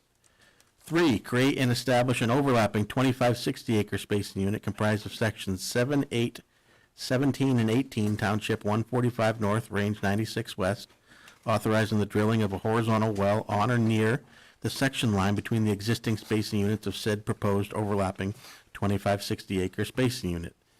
4, create and establish an overlapping 38-40-acre spacing unit comprised of Section 36, Township 146 North, Range 97 West, Section 31, Township 146 North, Range 96 West, Sections 1 and 12, Township 145 North, Range 97 West, and Sections 6 and 7, Township 145 North, Range 96 West, authorizing the drilling of a total not to exceed 2 horizontal wells on or near the section line between the existing spacing units of said proposed overlapping 38-40-acre spacing unit. And 5, create and establish an overlapping 38-40-acre spacing unit comprised of Sections 13, 14, and 25, Township 145 North, Range 97 West, and Sections 18, 19, and 30, Township 145 North, Range 96 West, authorizing the drilling of a horizontal well on or near the section line between the existing spacing units of said proposed overlapping 38-40-acre spacing unit. This case has been continued to the June docket. That concludes our hearing for case number 30085. And At this time, Lawrence, are we going to consolidate the next four? Yeah, thank you, Mr. Examiner. I plan on appearing on behalf of Continental Resources, Inc. in cases 30086, 30087, 30088, and 30089. We have one, possibly two witnesses for all of these cases. We have one set of exhibits.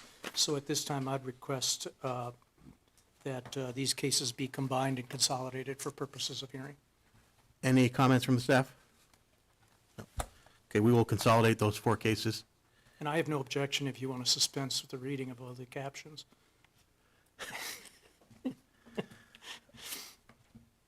I'm not sure. I'm going to go ahead and read the captions. Okay. Just, yeah. Okay, I'll call all four cases here. Case number 30086, application of Continental Resources, Inc. for an order authorizing the use of an open receptacle to be located in the southwest quarter of Section 12, Township 146 North, Range 97 West, Little Knife Field, Dunn County, for storage of produced water to allow fracture stimulation of several wells. Case number 30087, application of Continental Resources for an order authorizing the use of an open receptacle to be located in Lot 1 of Section 2, Township 146 North, Range 97 West, Little Knife Field, Dunn County, North Dakota, for storage of produced water to allow fracture stimulation of several wells. Case number 30088, application of Continental Resources, Inc. for an order authorizing the use of an open receptacle to be located in the southeast quarter of Section 23, Township 146 North, Range 97 West, Little Knife Field, Dunn County, for storage of produced water to allow fracture stimulation of several wells. And case number 30089, application of Continental Resources, Inc. for an order authorizing the use of an open receptacle to be located in the southeast of Section 23, Township 146 North, Range 97 West, Little Knife Field, Dunn County, North Dakota, for storage of produced water to allow fracture stimulation of several wells. All interested parties, please come forward. Thank you, Mr. Examiner. Lawrence Bender, P.O. Box 1855, Bismarck, North Dakota. Excuse me, appearing in these consolidated matters on behalf of Continental Resources, Inc. We intend on calling one witness, but have another witness here who is available for questions in the event that there are questions that the first witness deems be more appropriately handled by the other witness. And we're ready to proceed, but I would like to thank you for abbreviating the announcement of these cases. I think it saved a lot of time. So our first witness is Mr. Todd Bernard. Mr. Bernard, please raise your right hand. Do you solemnly swear or affirm under the penalties of perjury that the testimony you're about to give in this matter will be true and correct to the best of your knowledge and belief? I do. Todd, by whom are you employed? Continental Resources, In what capacity? Completion Resource Coordinator. And in that capacity, you've had an opportunity to testify before the commission before, I have. and you've had your qualifications accepted as that of an expert? I have. Offer the further testimony that this witness is that of an expert. Motion granted. Okay. All right, Todd, let's go to the packet of exhibits. I think this is the cover page. It is. Let's skip the cover page, and is this a cover page as well, or do you need to discuss anything on that? I don't need to discuss it. Okay, then we'll skip basically the two first pages of the packet, and then let's go to page 3. And we'd like this to be marked as Exhibit 1, and then we'll just go through it page by page. Okay. And so let's go to page 3 of Exhibit 1, Todd, and a lot of information here. I want you to summarize as much as you can, and obviously, if there's things that you haven't addressed that are of interest to the commission, they'll have an opportunity to ask you those questions. That sound all right? Yes. Okay, let's go to page 3. Okay. So following our previous hearing on the Michael Lucas pads, the same application used open top storage containers. These were the contingencies that were placed out for the approval of that. The timing didn't work out that we could use the open top on the Michael Lucases and meet these requirements.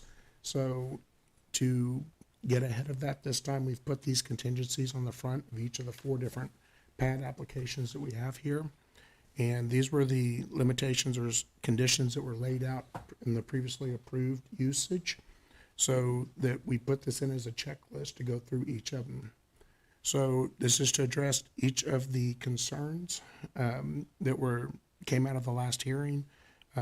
be it the site prep, the protection of the tank, the layouts, the sundry filings in advance, the pre-site, pre-setup inspection, the testing of the water systems with fresh water, and then the operations, including our spill and emergency responses and resources available to address each.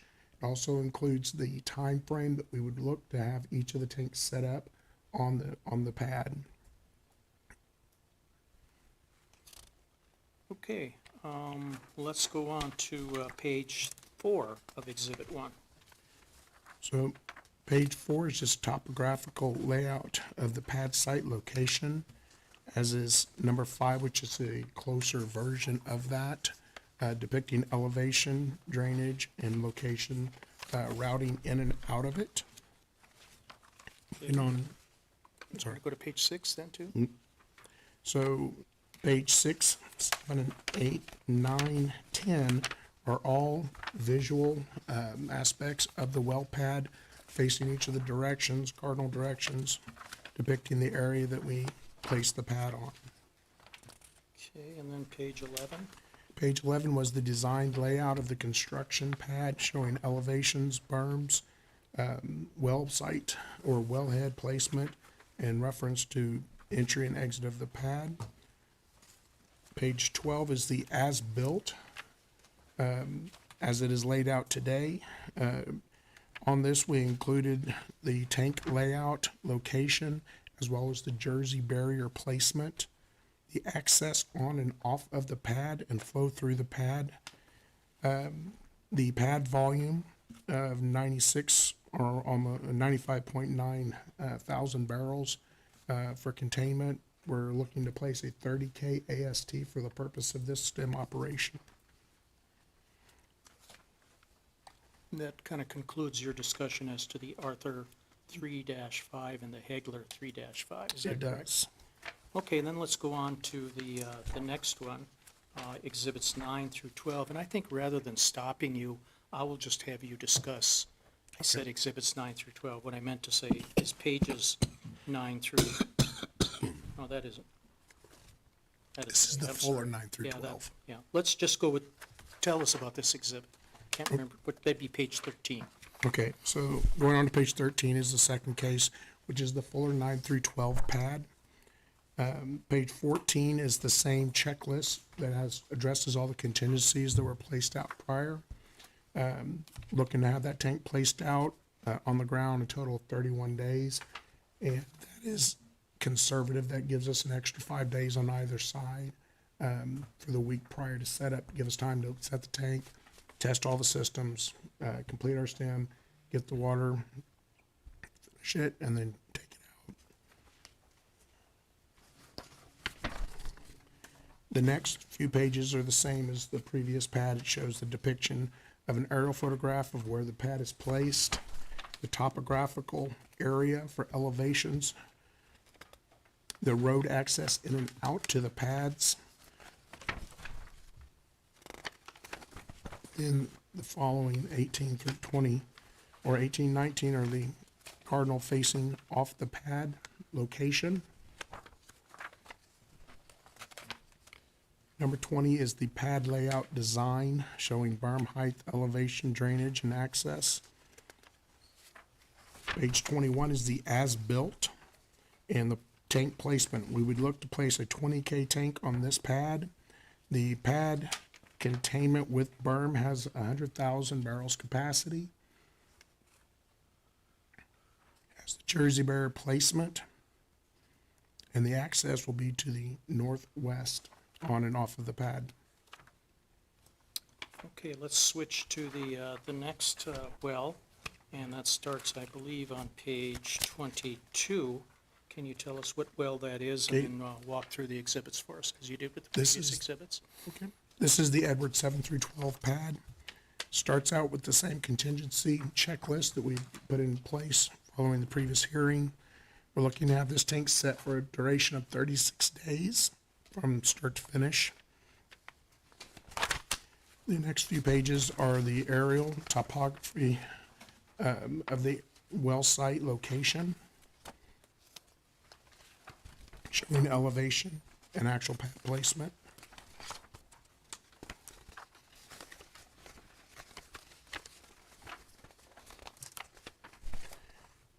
"32 is the construction layout showing berm height, wellhead placement, and elevation, topsoil location. 33 is the as-built.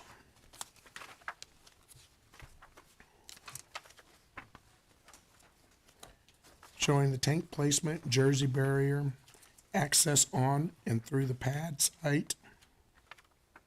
This one will have 124,000 barrel capacity within the berms. Okay, let's move to the next well then, which would be page 34. It's the Edward 2 through 6 pad. Same contingency checklist as previously stated. Looking to have this tank on location for 27 days from rig up to rig down. The following pictures are the layout of the well site, aerial views, topography, close-in topography, and as the location, north each cardinal direction. Page 42 is the construction layout, berms, elevation, pad size. 43 is the as-built. We'll be looking to place a 30 KAST on this pad. The access, excuse me, is depicted there on the southeast corner. Flow of traffic would be clear of the well site or of our tank placement. Berm capacity on this one is 58,000.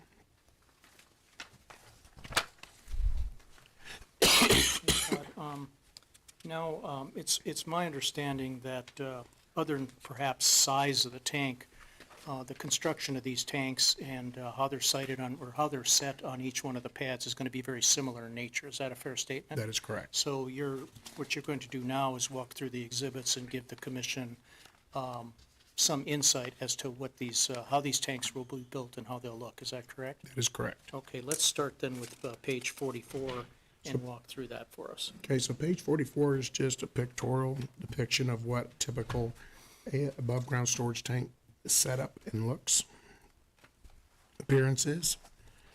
Okay, 45. So the tank site, once we identified, surface leveled and filled, we'll place a 4-inch layer of sand. The sidewalls will be installed. The geotextile layer goes on top of the sand. The base liner, we're using our 30 mil or thicker. We'll place the 30 mil. We'll place our leak detection sensors, place the second 30 mil liner on top of that. We had previously pitched using bottom sumps. After further feedback from the commission and internally, we decided not to go with bottom sumps to minimize the number of penetrations into the tank. So we will use candy cane suction so that we don't have the bottom penetration. So we just removed one more aspect of risk from the tank usage. Okay, page 46. Page 46, we'll use real-time leak detection as well as level monitoring. These will be manned 24/7 for the duration of the tank being placed out there. The sensors provide early detection of the leak is between the liners. This allows that should we get an indication of a leak, we can address it rapidly, secure flow, if necessary, drain the tanks down.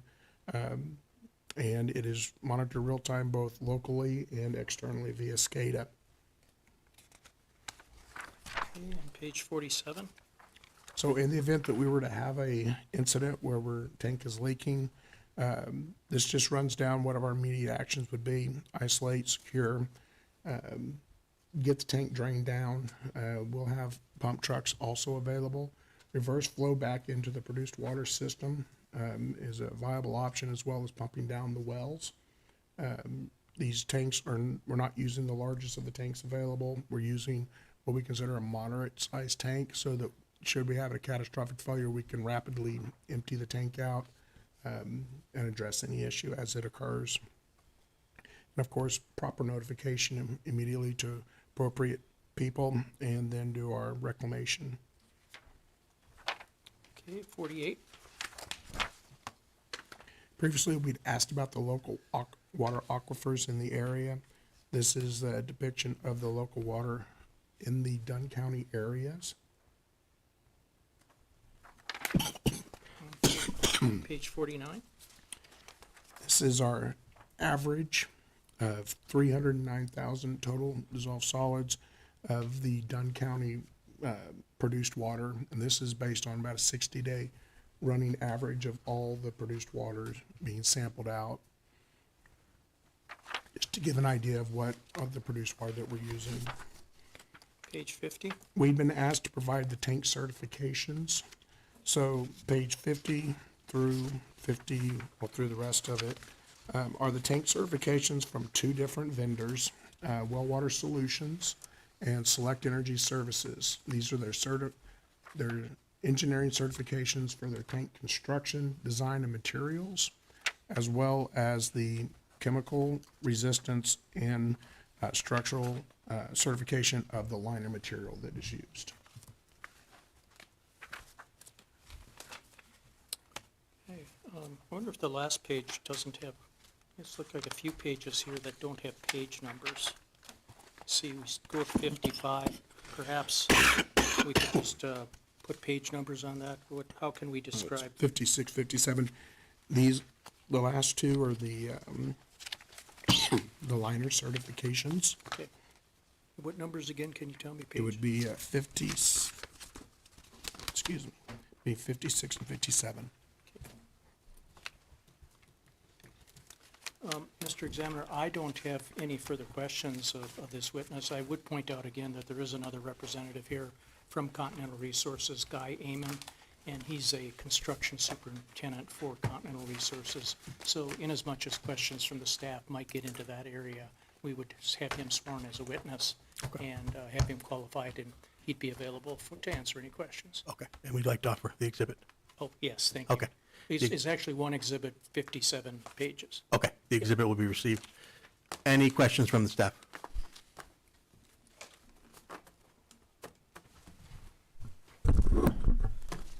Todd, your two different vendors that you provided their certifications at the end of your exhibits, is Continental planning to use possibly use both those providers, currently looking at just one of those providers? We currently use both providers for tank provisions. Our plan right now is to use Well Water Solutions. I provided the second one just so in the event that they didn't have the tank available, that I would have a second tank that had already been approved by the commission to use. And is construction of those tanks between those two providers essentially the same? They're essentially different, patent limited on the unit connections, but they're basically exactly the same type of tanks. Metal reinforced, pen panels. There's nothing Continental would have to do differently then as far as how they No. construct on location? Yeah, the two were only provided just as a backup should Well Water Solutions not have the tank size when we needed it, that we weren't using something the commission hadn't already seen. And on all the locations that you're proposing to use the tank, all the fluid is piped into the tanks? That is correct. We'll have risers, produced water risers on location for all the produced water that goes into the tank. We will not be doing any surface transfer off well site of produced water. And all those lines would be underground until it comes to the riser? That is correct, and they will all be pressure tested prior to. And I believe on our cases that Continental have provided prior, but did you say, or does Continental, should say, plan to fill the tanks to full capacity, or is there a level in there that we? We generally never go above 80%. That allows freeboard. North Dakota winds kick up. We don't want to take a chance of any flow over due to wind and wave action on the tank. So 80% capacity is where we hit our high level alarm. And that's the same no matter the size of the tank? Absolutely. Okay, thank you.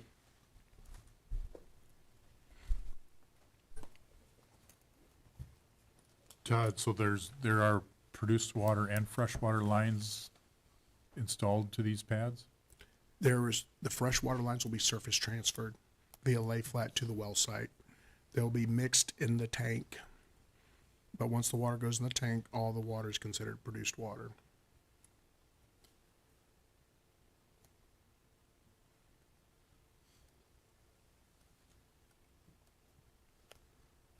Sweet. My computer decided not to display the pages anymore. What's that? Just going off memory then. Oh. So, the bottom sump, when you testified before, that was used to withdraw water from the tank? That is correct. We had a bottom sump, which we currently use on our well sites today for fresh water. And it's very reliable and safe. However, addressing some of the concerns of the additional penetrations through the double liner, we decided that, we could go with candy canes and just take that piece out of the equation. So the method of filling it will be the same as what you testified to in the previous That is case? correct. Be a horizontal flow.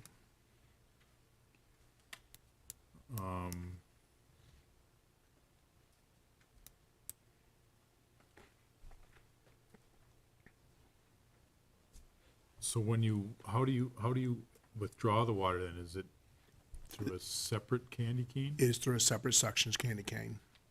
And that is, can you give me an idea of the configuration of that? It's a U-type configuration. Well, actually, it's an S-type because it goes down and up and over. It's protected off the bottom so we don't come in contact with it. It's set off on a post, and it's a suction that, is hooked up. It's flanged, and then goes to the pump and off to the hydro. So about how far off the bottom is that suction point?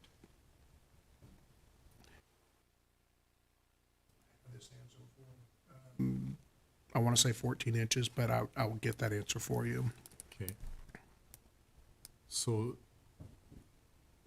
when you get to 14 inches, then how do you empty the rest of the tank out? We use vac trucks. During operations, we never get that low. We maintain a level in the tank, just for net positive suction head and all that. We will draw it down as far as we can towards the end. We'll secure the produced water and only use fresh water coming in so that it's not we won't have much produced water left, even though it's all treated as produced water. So the testimony you gave, it's case 29929. Other than the bottom sump, the testimony that you gave in that case is equally applicable here?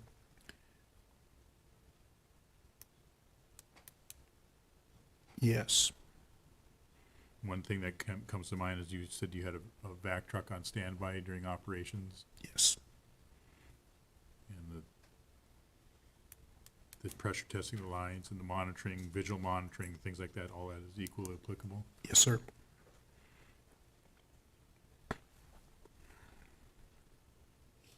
Lawrence, does Cottonelle have any objection to just taking administrative notice of the testimony that was given in case 29929? Was that the previous case where commission issued an order Yeah. granting the application? Yeah. No objection to that.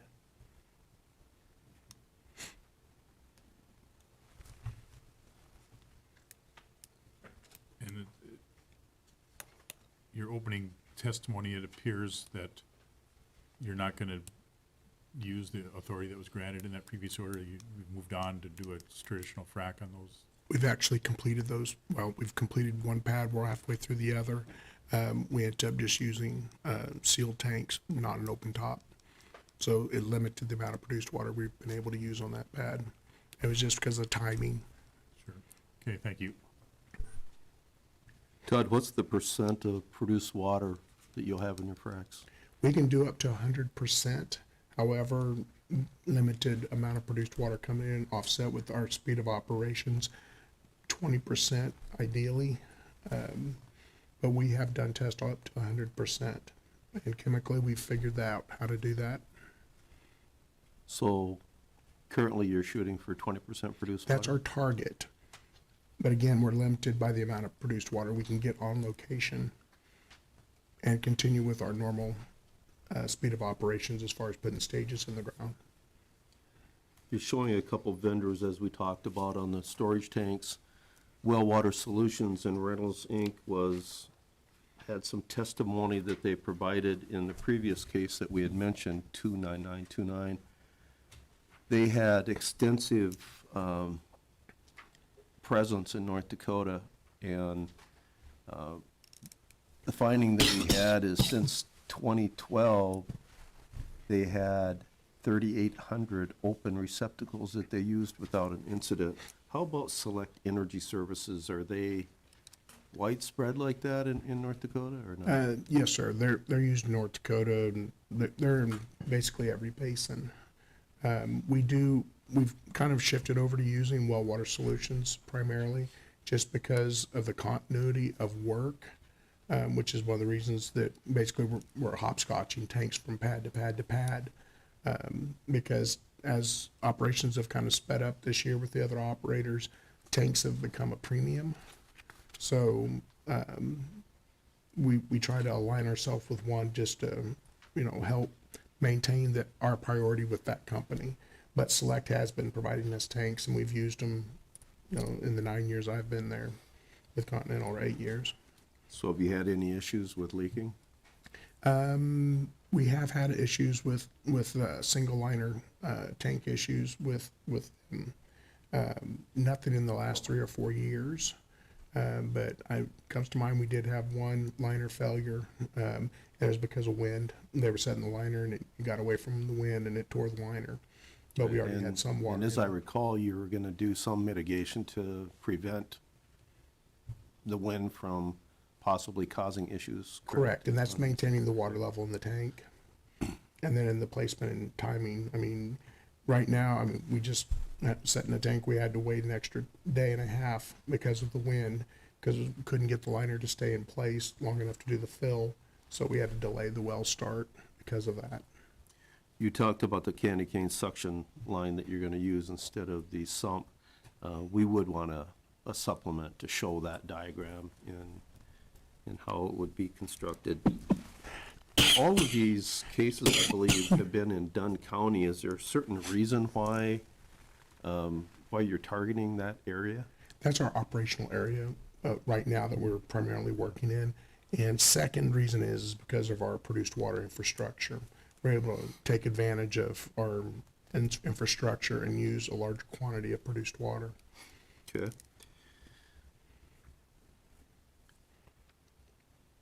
And several of these will be ongoing at this simultaneously, right? You're not gonna have just one and then rig down and then move over to the next pad. It looked like some were overlapping on. The overlap is only by tanks. But as far as drawing of it, the majority of these, we're doing one and then we'll go to another one. Reason being is we're drawing off our produced water system. And if we divide it up by 2, we're not really getting the benefit of drawing as much produced water as we could.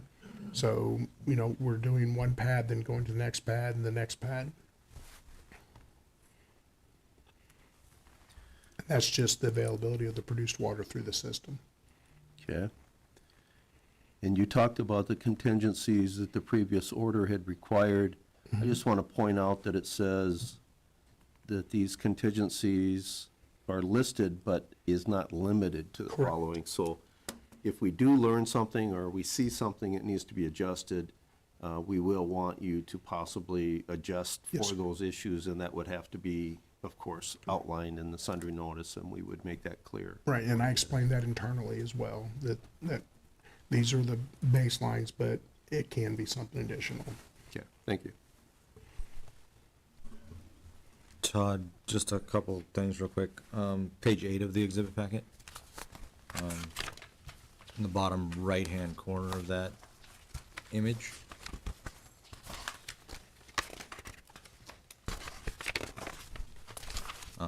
Is that a stock dam or a pond right there? It's a small pond.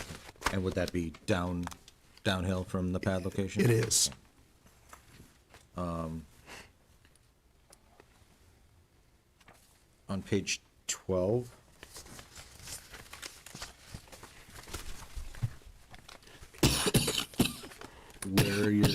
Where you're planning to locate the tank, looks like there's a fair amount of equipment and material there. Is any of that permanently installed, or is that all just move it out of the way? This is the equipment that's on location as of right now. That equipment will be moved with the exception of any tank batteries that are permanent. But the material that you're seeing in the center, that will be gone and replaced by completion equipment when we go to do the stem. Specifically where the tank is gonna be located? Tank- There's no permanent there's infrastructure? no permanent over there. Okay. And then the same would be for, page 33 on the Edward 7. That is correct. Okay. In the previous case, the pads that you had proposed, you identified how you would route the water from your installed gathering system lines and the points on the pads where that was installed to the tankage. Is that something that can be provided in each of the pads here, or is it? Yes, you're talking about once we get the configuration, we can add that for the sundry. Yes, absolutely. You want to see how we're going to get it from the riser to the tank? Correct. Can do. And then I think lastly, page 48, water resources exhibit you provided. Would you be able to provide an exhibit like this that had the pads located specifically on it? I can do that. Okay, please do that as well.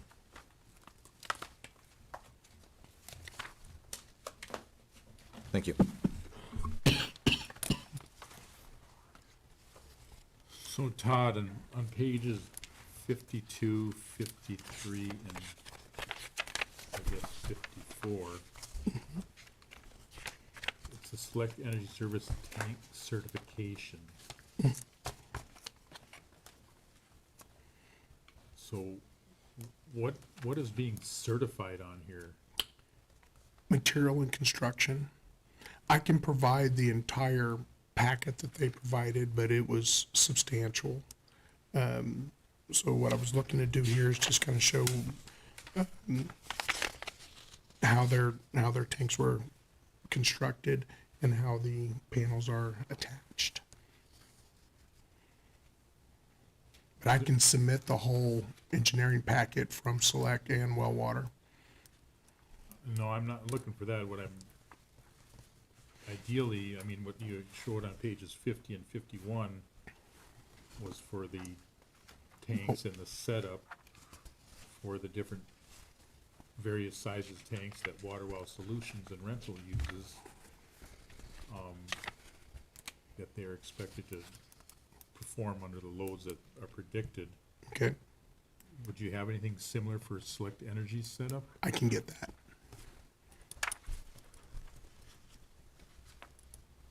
Okay, thank you.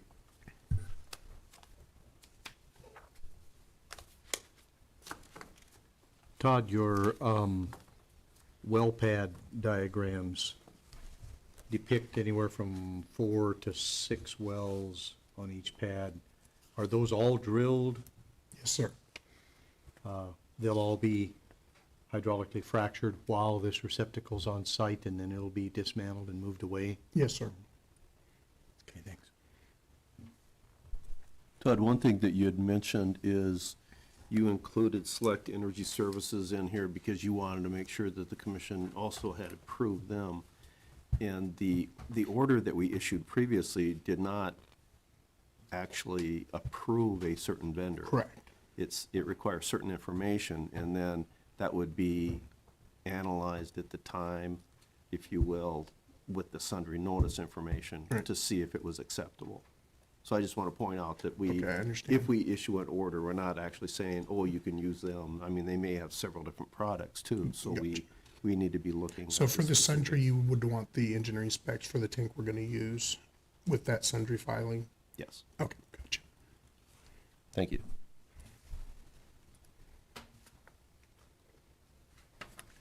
Anything further? Okay, Lawrence, there have been several requests to Yes. supplement the record. My suggestion was going to be, May 31. I suspect we're going to have the documents before then, but it's somewhat contingent upon when the commission renders a decision in this. Can I assume safely that this is something that's going to have to go to the commissioners, or is this an order that you can sign, Lynn? No, we anticipate that if things are in line with the orders that they approved in, I gotta get the month right, April, that I'll be able to sign these orders. Given that, Mr. Examiner, I think we could get this information that the commission is requesting by, what, mid-next week? Okay, so I don't know what that date is. We'll just go a week, we'll go May 25th, next That'd Thursday. be great, and of course, if we get it earlier, I can always forward it to the commission and indicate that this is it, and we can close the record. Okay. So, The record in these cases will be kept open until Thursday, May 25th, to supplement it as requested by the commission. okay, thank you. And with that, that concludes our hearings for case numbers 30086, 30087, 30088, 30089. At this time, we'll actually jump back in the docket and call case number 30076. This is temporary spacing to develop an oil and/or gas pool discovered by the EMEP Operating LLC, See you again, Todd. number 1-17 Kudra well, southwest-southeast quarter, section 17, township 141 north, range 97 west, Dunn County. All interested parties, please come forward. Thank you, Mr. Examiner. Lawrence Bender, P.O. Box 1855, Bismarck, North Dakota, and I'm appearing in case 30076 on behalf of EMEP Operating LLC. And I believe we have 3 witnesses, and they'll all be appearing by telephone.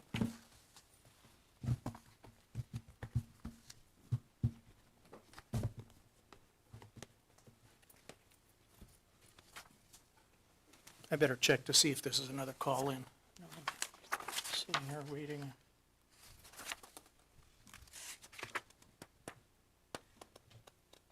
Yes, it is, so just give me a moment.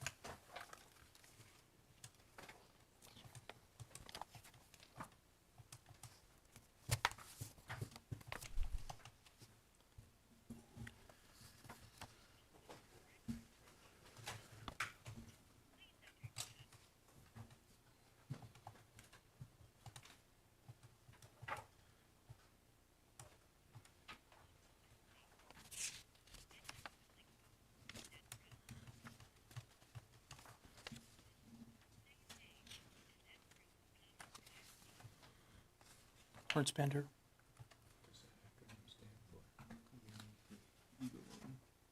Hello, Kyle, Nathan? And Michael on as well? Okay, we're about ready to start. Just give me a moment here. I'm going to hang up, and then the hearing officer will come on.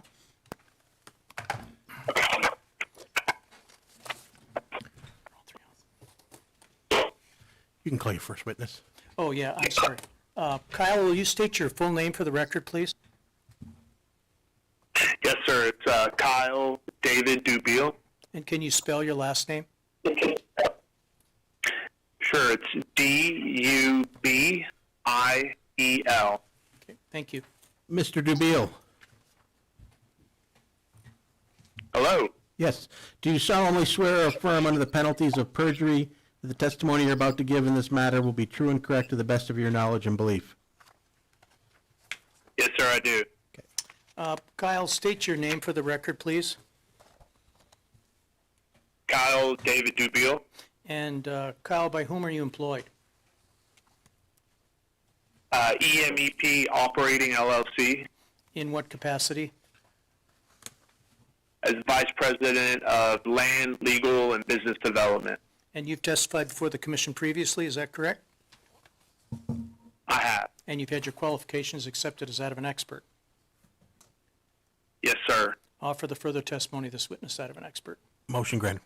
Kyle, I've distributed to the commission staff a packet of exhibits, And I assume you have an identical packet in front of you. Let's turn to what's been previously marked as Exhibit 1, and I'm going to have you identify Exhibit 1 and then briefly discuss what's contained upon it. Sure. So Exhibit 1 is just a Williston Basin location map, really provided for a frame of reference to show you where this particular DSU and the temporary spacing location is, primarily to point out the St. Anthony Field. All right, then let's go to the next exhibit in the packet, Exhibit 2.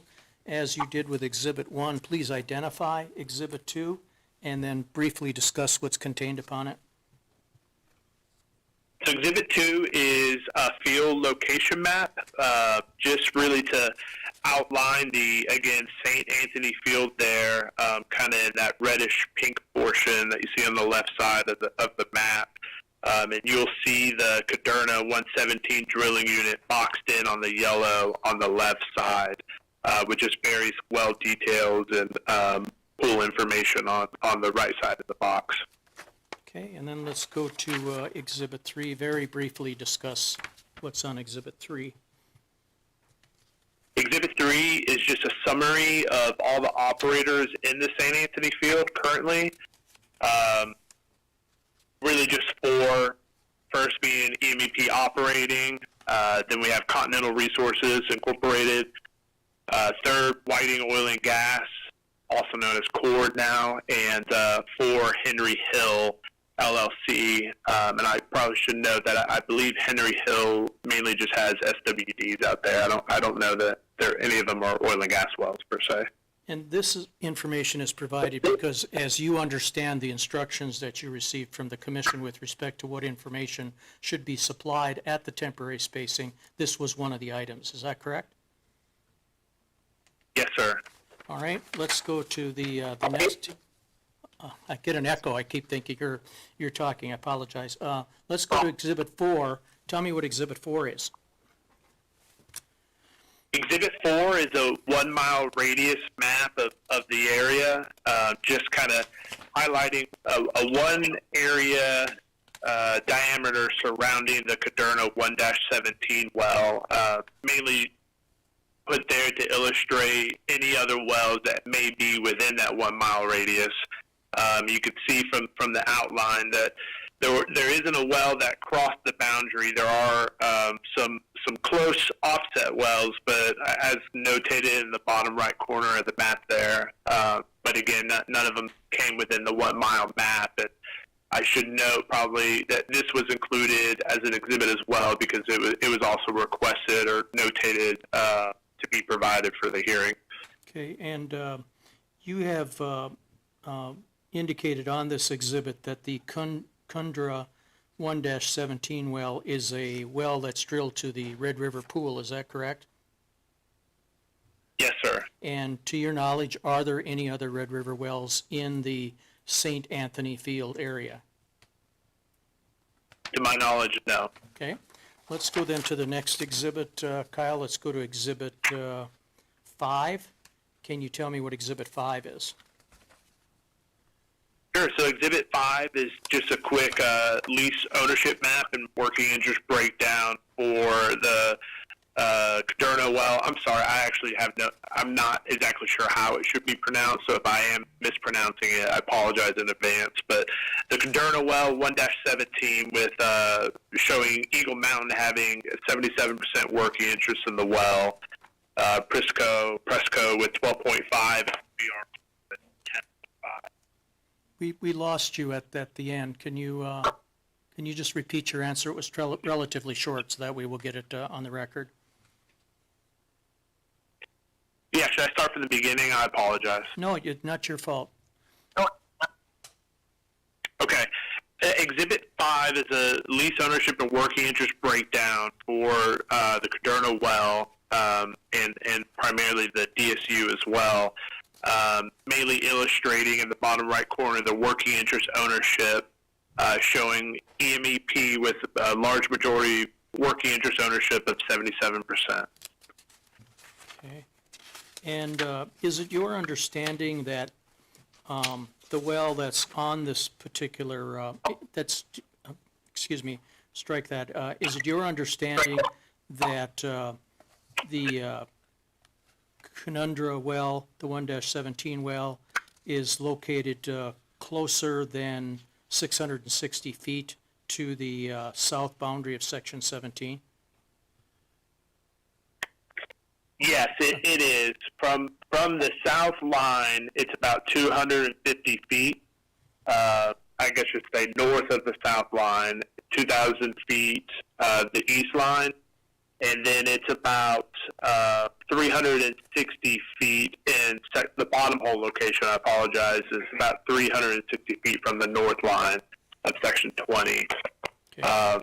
So it is within that 260-foot boundary. And you indicated that currently the south half of 17 and the north half of Section 20 is a 640-acre drilling unit. Is that correct? That's correct. And what you're requesting in terms of spacing, and the engineering witness may get into this a little bit more detail, but you're requesting is that the south half of 17 and the north half of Section 20 to be consistent with the drilling unit order. You're requesting that that be one well per 640. Is that correct? That's correct. And with respect to all other spacing, you're requesting one well to 320 acres. Is that correct? That's correct. Okay. That's all the questions I have for the land witness. Any questions from the staff?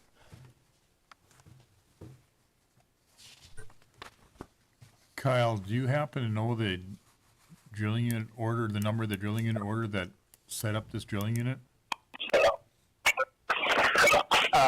I don't know that I have it readily available, but I can grab it while the others are testifying if that would be beneficial. I might have it, Mark, if you want to just give me a second.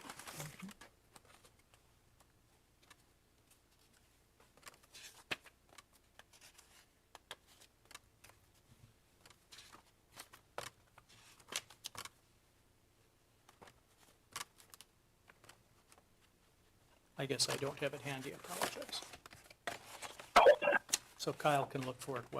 I can look for it while Nathan is testifying, if that's okay. Sure. Okay. Next witness is Nathan Gableman, Gabelman. Mr. Gableman, Yes, sir. do you solemnly swear or affirm under the penalties of perjury that the testimony you're about to give in this matter will be true and correct to the best of your knowledge and belief? Yes, I do. Nathan, by whom are you employed?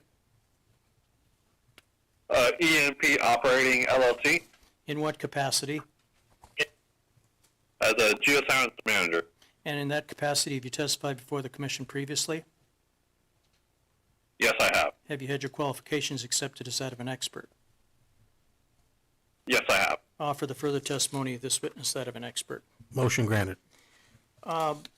Nathan, very briefly, what I'd like you to do is identify Exhibit 6 and discuss what's contained upon it.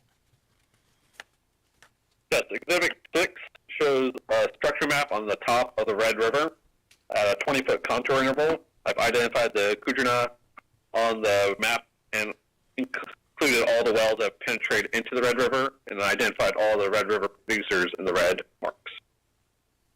Okay, and Exhibit 7? Yes, Exhibit 7 is a gross isopac map of the Red River on a 2-foot contour interval, identifying all the penetrations through the Red River as well. And Exhibit 8? Yes, Exhibit 8 is the type log from the Kudrna, identifying the perfs in the center depth column with the pink dot, along with the cumulative production to date on the gamma ray. I've also included the resistivity in the middle, then the porosity with the neutron and density porosity, and the water saturation as well at the far right. That's all the questions I have for this witness. Any questions from the staff?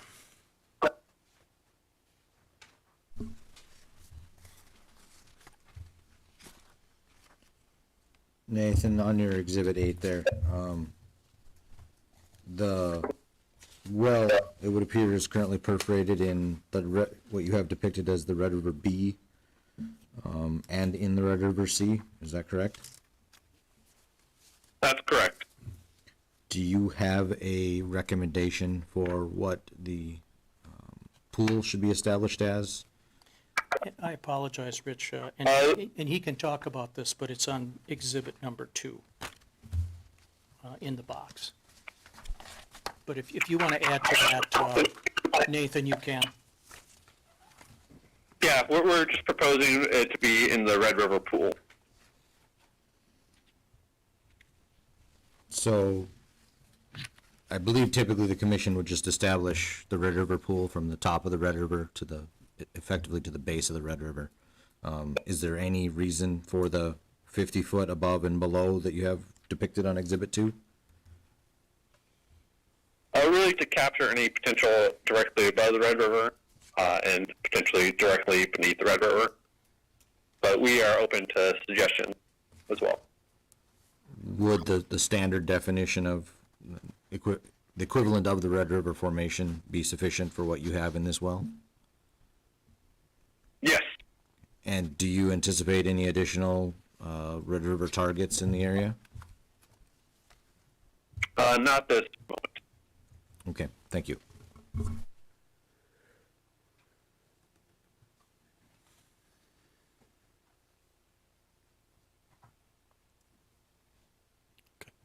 Call your third witness. Okay. Michael, can you state your full name for the record? Yes, Michael DeCrive, DeKruif.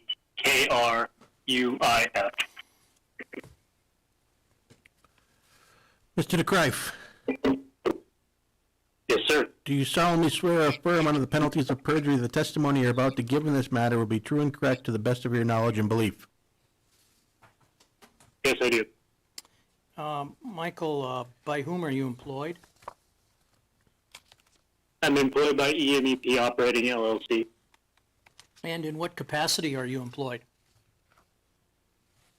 I am Vice President of Engineering. And in that capacity, have you testified before the commission previously? I have. Have you had your qualifications accepted as that of an expert? Yes, I have. For the further testimony, this witness that of an expert. Motion granted. Michael, let's go to the next exhibit in the packet. Give me a moment while I get there. It is exhibit number 9. Can you identify exhibit number 9 and then briefly discuss what's contained upon it? Yeah, exhibit number 9 just gives the spacing, kind of a go for the one well for 320 acres, as well as the well location, 660 feet to the spacing unit boundary. Okay, can you discuss some of the reservoir parameters as well? Sure, exhibit 10, I won't go through all these. Wait a minute, I'm on exhibit 9. Exhibit 10 looks to me to be a production curve. Oh, sorry. Yeah, the reservoir parameters, I won't go through all these. You can see the permeability listed there, kind of 0.05 to 5 millirc, gross thickness, 600 feet, net pay, 32 feet. Oil in place for that 640 is about 6 million barrels. And then the expected recovery out of this well specifically is about 1%. Okay. And now let's go to exhibit 10, and I know this is a little bit unusual in a temporary spacing hearing to have this amount of sustained production, but could you spend a little time talking about the production on this well? And once again, I know that your company hasn't been the operator of this well since it was completed in the Red River, but just tell us what you can about the production on this well. Sure. So the well itself is drilled with an S-curve in the middle of it, so it has a step out, making it a little bit more challenging to produce. That being the case, you can kind of see through time, people have really struggled to figure out how to produce it. We are currently exploring different options, running some models, trying to figure out exactly how to best produce this well. As you can see there, we do flow it. As it builds pressure, we do turn it online. It is hooked up to gas sales, so we sell the gas. The oil is trucked and the water is trucked to local disposals. But we're still working through the technical challenges of just the wellbore construction. Okay. And are there any plans for additional drilling in this area? None right now. In your opinion, will the requested relief, oh, I'm sorry, I jumped ahead a little bit. Just very, very quickly, tell us what's comes after the production curve. There's a couple exhibits. Tell us what those are, 11 and 12. Sure. Exhibit 11 and 12 are just a gas and oil analysis. Just there more for your information and perusal. Okay. And did you say the gas was sold or is it being flared? The gas is being sold to Kinder Morgan. Okay. So based on your testimony and your study and review, is it your opinion that this pool should be temporarily spaced at one well per 320 acres, except for the Kundra well, which you're requesting be spaced on one well per 640 acres, given the location of the well? That is correct. And in your opinion, will such a spacing pattern prevent waste, protect correlative rights, and prevent the drilling of unnecessary wells? That is correct. Okay. Kyle, were you able to find the order that established this as a 640 acre drilling unit? Yes, sir, I was. It's order 9075. Can you tell us the case number? Case number 7643. And what's the date of the order?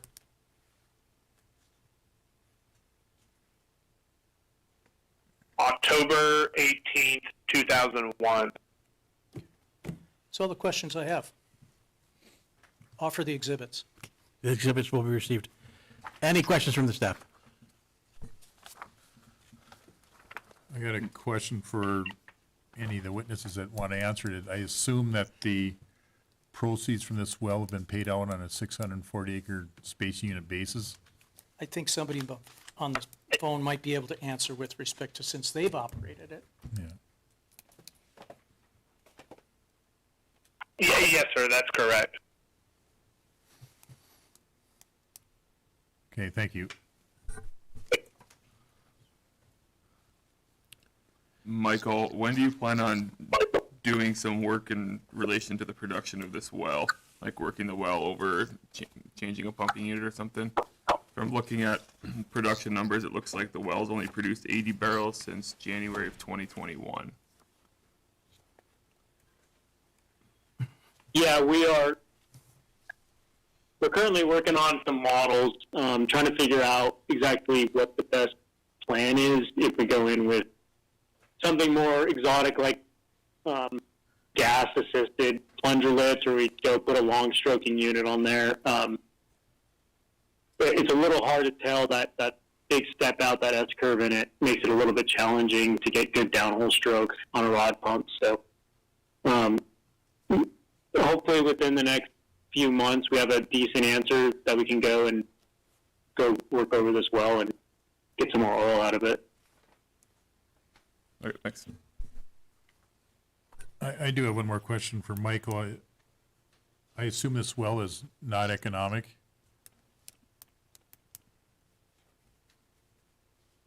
Can you, excuse just a second, Michael, when you say uneconomic, in terms of going to pay out, or Yeah, in terms of? It's not economic to pay out. Okay. Is that true?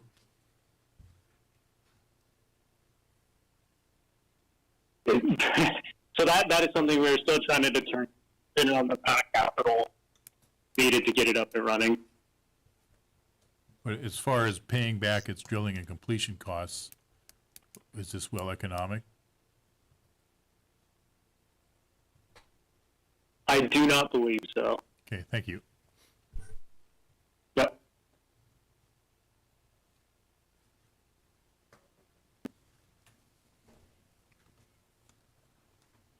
Okay, that concludes our hearing for case number 30076.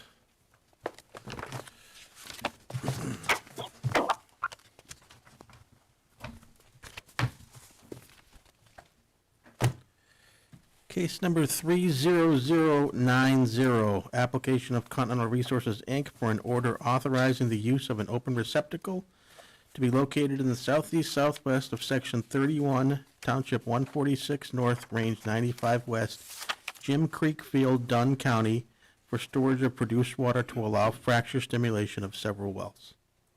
This case has been dismissed, and that concludes our hearing for case number 30090. Case number 30091, application of Continental Resources, Inc. for an order authorizing the use of an open receptacle to be located in the southeast quarter of Section 31, Township 146 North, Range 95 West, Jim Creek Field, Dunn County, for storage of produced water to allow fracture stimulation of several wells. This case has been dismissed. And that concludes our hearing for case number 30091. Moving to the supplement, case number 29949, application of Enerplus Resources USA Corporation for an order authorizing a setback variance of 50 feet from the tank batteries for 2 backup diesel generators to generate power for communication equipment for oil and gas wells drilled and completed or to be drilled and completed in the southeast quarter of Section 36, Township 149 North, Range 95 West, in the southwest quarter of Section 31, Township 149 North, Range 94 West, in the northeast quarter of Section 29, Township 149 North, Range 93 West, Eagle Nest and Mandaree Bakken Pools, McKenzie County, and Dunn Counties, North Dakota. This case has been continued, and that concludes our hearing for case number 29949. That concludes our hearings for the day.